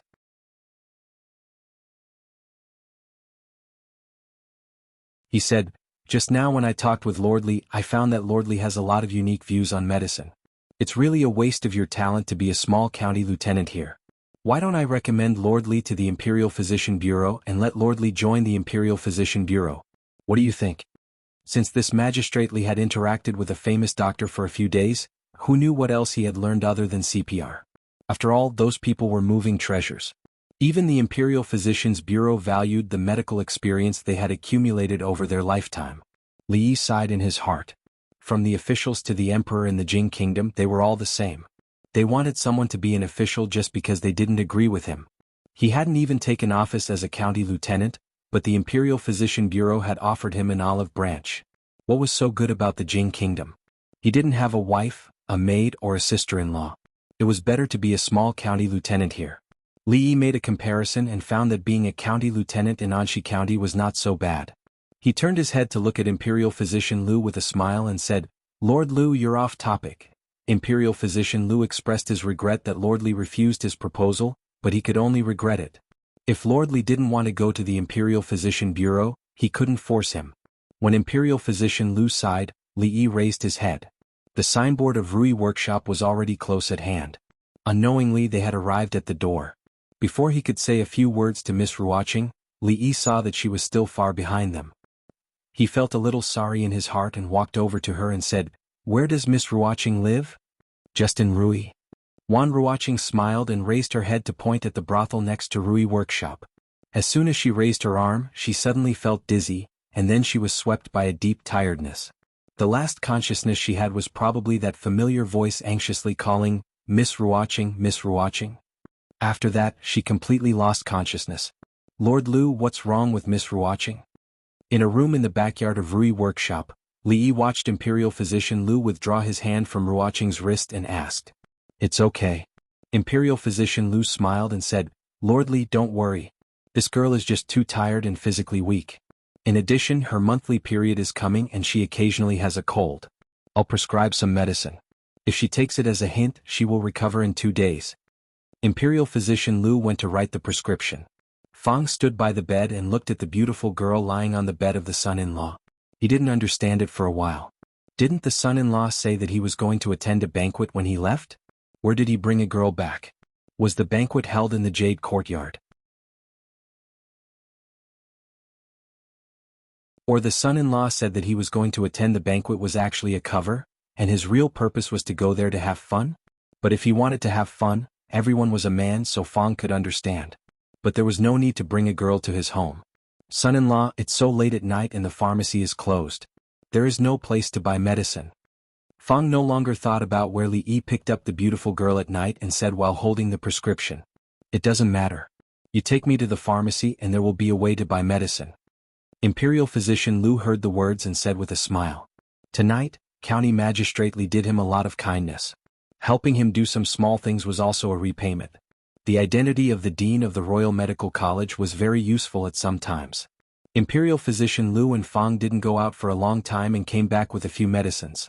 Behind them was an old doctor of the pharmacy, who stood respectfully behind Imperial Physician Lu. The old doctor stared at the back of Imperial Physician Lu with a look of worship. He didn't know that his idol had just been scolded like a grandson for a long time. Ruoqing would wake up after a short rest. After Imperial Physician Lu and Li Yi exchanged a few words, he left. Fang went outside to boil the medicine. The clay pot was also taken from the pharmacy. Li Yi sat in front of the bed and saw Ruoqing on the bed frowning slightly. Her face was pale. He reached out to touch her forehead and estimated that her body temperature had exceeded 38 degrees. Her body temperature was not low. He found the liquor that Fang had hidden in the pharmacy. After several distilling processes, the liquor had a temperature of 30 to 40 degrees, which could be used to cool down physically. He dipped a towel in alcohol and wiped some on her forehead and palms. As for other places, Li Yi didn't dare to touch them. Although the effect would be greatly reduced, there was no legitimate reason to take off a woman's clothes when she was asleep in this era. Wan Ruoqing blinked her eyelashes. After she tried to open her eyes, she saw such a scene. Li Yi put one hand on her forehead and the other hand touched his own forehead. He was still muttering. "It's a little cooler than before. The fever seems to have gone down."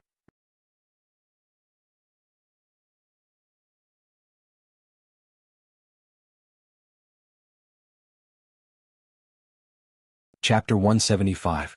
Li. She had just woken up and had not fully recovered her consciousness. She looked at Li Yi and blinked her eyes innocently. "You're awake?" Li Yi withdrew his hand from her forehead and said, "This is Rui House. You just fainted outside." He paused and said, "You're not feeling well. Instead of resting at home, you went to sing that song." Wan Ruoqing's pretty face showed a bitter smile. Some things were beyond her control. For them, she had long been used to these things. She supported her body to sit up and said apologetically, "I'm sorry to have troubled you. Don't always call me young master. I'm not used to it." Li Yi waved his hand and said, "The medicine is being brewed outside. Since you live in the brothel next door, you don't have to rush back. Drink the medicine before you leave. By the way, have you eaten?" Wan Ruoqing shook her head. As performers and singers, they couldn't eat too much before performing. They could only eat 20% full. Any more would affect their singing. Every time she went out to perform, she was used to bringing some osmanthus cakes. When she was really hungry, she would eat 2 pieces. Tonight, she had already distributed all the cakes she brought to others. It just so happens that I'm not full either. You sit here for a while. Although it was not a good habit to eat after 9 o'clock in the evening, it was not appropriate for her to drink medicine on an empty stomach. In addition, Li Yi did not have enough to eat in the prince's mansion. Because of the emperor's fainting, he was really a little hungry now. Fang set up a fire in the corner of the yard and waited for the medicine in the clay pot to be done. Seeing Li Yi go into the kitchen and start to work, he looked into the room and sighed deeply. Does the son-in-law want to keep that woman for the night? Since the son-in-law did not hide from him, it showed that he had absolute trust in him. But if he helped him hide it, he felt sorry for First Mississippi. In Fang's heart, he began a new struggle. After a moment, he still made a decision. Some things were done wrong once and they would continue to be wrong. The more he hid it from First Miss, the less guilty he felt. Wan Ruoqing watched Li Yi go out and sat up straight on the bed. There was a small stool next to the bed with a small jar of wine on it. She could smell it from the smell of the wine jar. He touched his forehead and felt that it was ice cold. He brought his palm closer to his forehead and sniffed it. There was a faint smell of alcohol. She had recovered a lot at this time. Although her body was still a little uncomfortable, the dizziness was gone. Just now, she vaguely felt that someone was wiping her forehead and palm. It shouldn't be an illusion. Although she didn't know the reason why she felt better should have something to do with this. Just now, the imperial physician had humbly consulted in front of him.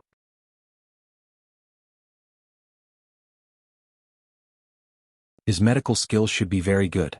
Various thoughts flashed through her mind. After a while, she raised her head and began to observe her surroundings. It wasn't a big room. She was currently on a bed in the corner.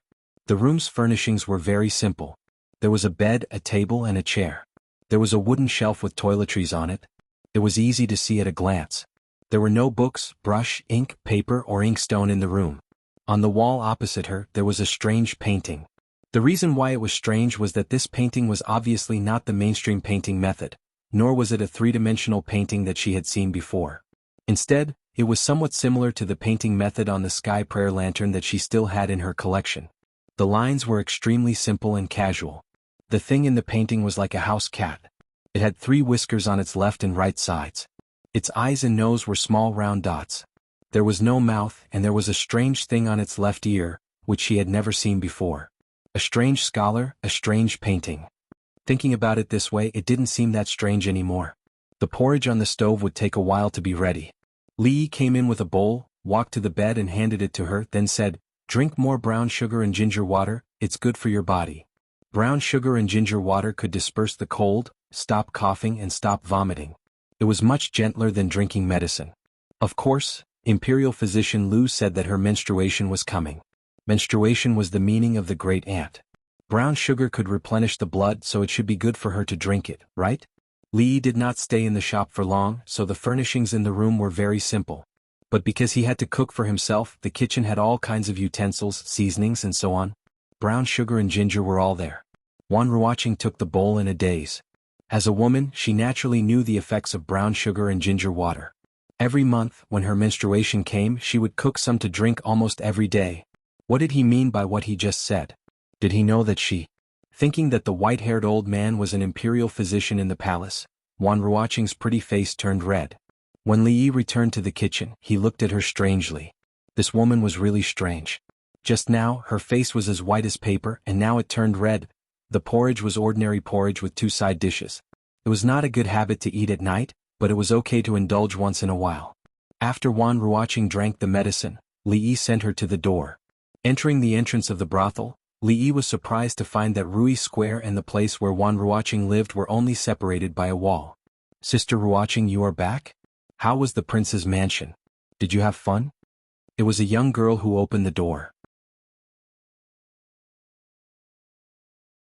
When she saw Wan Ruoqing, her pretty face lit up. She chattered a few words, only to find that there was a stranger standing beside her. She suddenly froze there. "Remember to drink the medicine on time."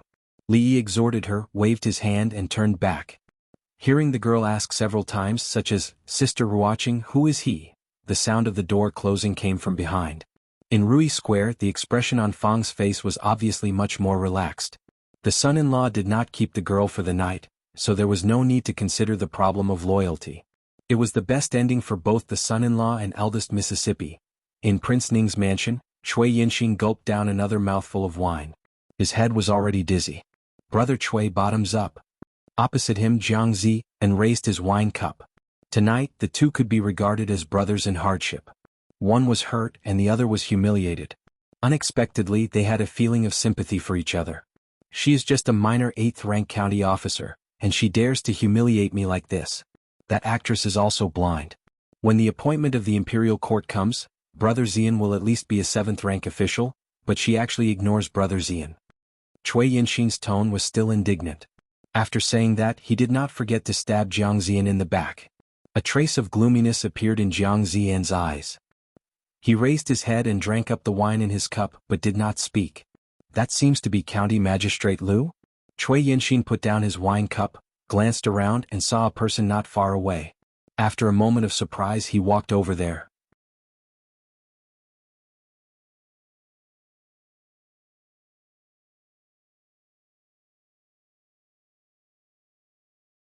Chapter 176.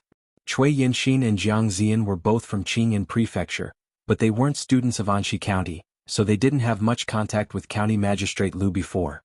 Of course, with their previous status they couldn't reach this level either. However, things were different now. According to the past practice of the imperial court, the new jinshi every year was more important, and the lowest rank would be appointed as a 7th-grade county magistrate, who had a brighter future than those who became officials through other channels.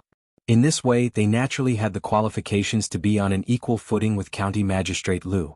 Seeing Cui Yinxin stand up and walk towards County Magistrate Liu, Jiang Zian's eyes flickered. After a little hesitation he also stood up. "Let me propose a toast to County Magistrate Liu." Cui Yinxin walked up to County Magistrate Liu and said with a smile as he raised his glass. County Magistrate Liu smelled a strong smell of alcohol from a few steps away. County Magistrate Liu raised his head and frowned slightly. He had seen the conflict between Cui Yinxin and County Magistrate Li just now, so he naturally didn't like Cui Yinxin. However, one shouldn't hit a smiling person, so he symbolically raised his glass, took a sip and put it down. He was a little tipsy just now, but after seeing the scene by chance, he sobered up a little and didn't dare to drink any more. Cui Yinxin drank all the wine in his glass, and when he lowered his head, he saw that County Magistrate Liu's glass was still full. A trace of displeasure appeared on his face, but it soon disappeared. At this moment, Jiang Zian walked over and also said, "Junior Magistrate Liu," and bowed to County Magistrate Liu. Among the new jinshi in Qing'an Prefecture, Anxi County accounted for more than half of them. "Lord Liu, you're really good at teaching." Cui Yinxin complimented County Magistrate Liu after sitting down in front of him. County Magistrate Liu sneered in his heart. Anxi County was the largest county in Qing'an Prefecture, and its students were far better than other counties in both quantity and quality. The prefectural school was full of talents, and every year's imperial examination was like this. Obviously this guy was up to no good. It's all thanks to the prefectural magistrate and Professor Feng. "I don't dare to take credit," County Magistrate Liu said lightly. County Magistrate Liu's indifferent attitude made Cui Yinxin and Jiang Zian suspicious, wondering if they had offended him in some way. They racked their brains for a long time but still couldn't remember. Cui Yinxin was in a bad mood tonight. He just embarrassed a lowly actor, but he was slapped in the face by Li with a poem and became a laughingstock in the eyes of the public. Now he wanted to come over to get close to County Magistrate Liu. It would be best if he could make trouble for the county magistrate in the future. Unexpectedly, he was blocked by County Magistrate Liu's cold attitude before he said it. After becoming a new jinshi, his self-confidence swelled a little. The Cui family was also a rich and powerful family with a lot of people in the imperial court. His official career would be smooth sailing in the future, so he didn't pay attention to a small county magistrate at all. With the help of the wine, he said in a strange tone, "I didn't know that such a powerful figure like County Magistrate Li had appeared in your county. Even the prince attached great importance to your poetic talent.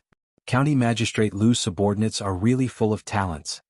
For County Magistrate Liu, this sentence was not a compliment but a sarcasm. If County Magistrate Liu heard Cui Yinxin's words a few days ago, he would definitely be very unhappy. After all, he was the county magistrate of Anxi. No one would feel good if he was overshadowed by an assistant official. But after witnessing so many things with his own eyes, he had long given up these thoughts. The heir, the prince, the princess, the emperor. Which one of these people could be contacted by a small county magistrate like him? How could he dare to have a trace of dissatisfaction in his heart when he could talk and laugh with the emperor? Perhaps this was the opportunity for him, County Magistrate Liu, to make further progress in his life. In this case I have to congratulate County Magistrate Liu, Jianghu said with a fake smile. As a county magistrate, he would definitely feel uncomfortable if his limelight was overshadowed by a county magistrate. Jianghu simply added fuel to the fire. If County Magistrate Liu had a grudge against him, he would definitely have a hard time in the future. I don't need you two to worry about my affairs, County Magistrate Liu said coldly with a wave of his sleeve. How could he not hear the hidden meaning in their words? He was slightly angry. After all, the two of them had not been appointed officials yet, but they dared to mock him. If they weren't in the prince's mansion, he would have probably reprimanded them. I'm afraid that the person surnamed Li will become arrogant because of the favor. If that happens, County Magistrate Liu will probably have a headache, Cui Yanxin said with a faint smile as he looked at County Magistrate Liu.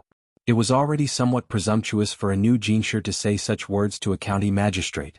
However, Cui Yanxin had the backing of the Cui clan, so she naturally looked down on officials like County Magistrate Liu, who had no background and was born in a poor family.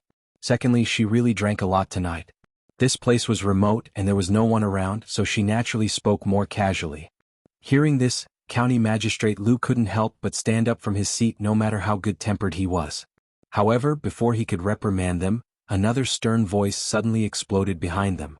Presumptuous. Cui Yanxin and Jiang Ziyan suddenly turned around. When they saw a middle-aged man with a cold face standing behind them, cold sweat rolled down their foreheads. Their legs became weak and they almost collapsed to the ground. Prince, bastard, is this all you've learned after studying the books of sages for so many years? With the cold voice of Prince Ning, Cui Yanxin and Jiang Ziyan's hearts sank to the bottom. Is that, Prince? In the distance, the officials who were talking also noticed the abnormality here. After looking at each other, they stood up and gathered here. The second night watch had passed and it was late at night. The banquet in the prince's mansion was finally over. The guests from Qing and Prefecture all stood up and said goodbye. Carriages drove away from the gate of the prince's mansion. The curfew in the city was nothing to him. The patrolling soldiers had already received orders and wouldn't stop them. The prince's mansion would naturally arrange a place for the guests who came from further places to rest. When Cui Yanxin and Jiang Ziyan walked out of the prince's mansion, they were still a little muddle-headed. Their minds were blank, and the only thought left in their minds was how to save their official careers that had turned from bright to gloomy. There were also other officials who walked out of the gate and looked at their backs, shaking their heads and sighing. The two had just talked nonsense in the prince's mansion and happened to be heard by Prince Ning. Then they were reprimanded mercilessly. For the new Jinshi, the imperial court would first look at the evaluation of the local officials before officially appointing them. This was related to the official careers of the scholars in the prince's mansion. According to the usual practice, most people would praise them. But this time, Cui Yanxin and Jiang Ziyan might have a stain on them that couldn't be erased. As the people that Ning Wang had heavily mentioned, if the two of them wanted to get a good job, it was almost a pipe dream. Of course, everyone remembered the county lieutenant Li, who was the source of all this, although he only showed up for a short time. You're tuning in to the Han Li's Wuxia Adventures YouTube channel. We're so grateful for your support and don't forget to subscribe to join us on this incredible journey through captivating stories. Your generosity through donations truly makes a world of difference, as it's the primary source of revenue that allows me to expand and enhance this channel for you. Thank you from the bottom of my heart for being a part of this adventure.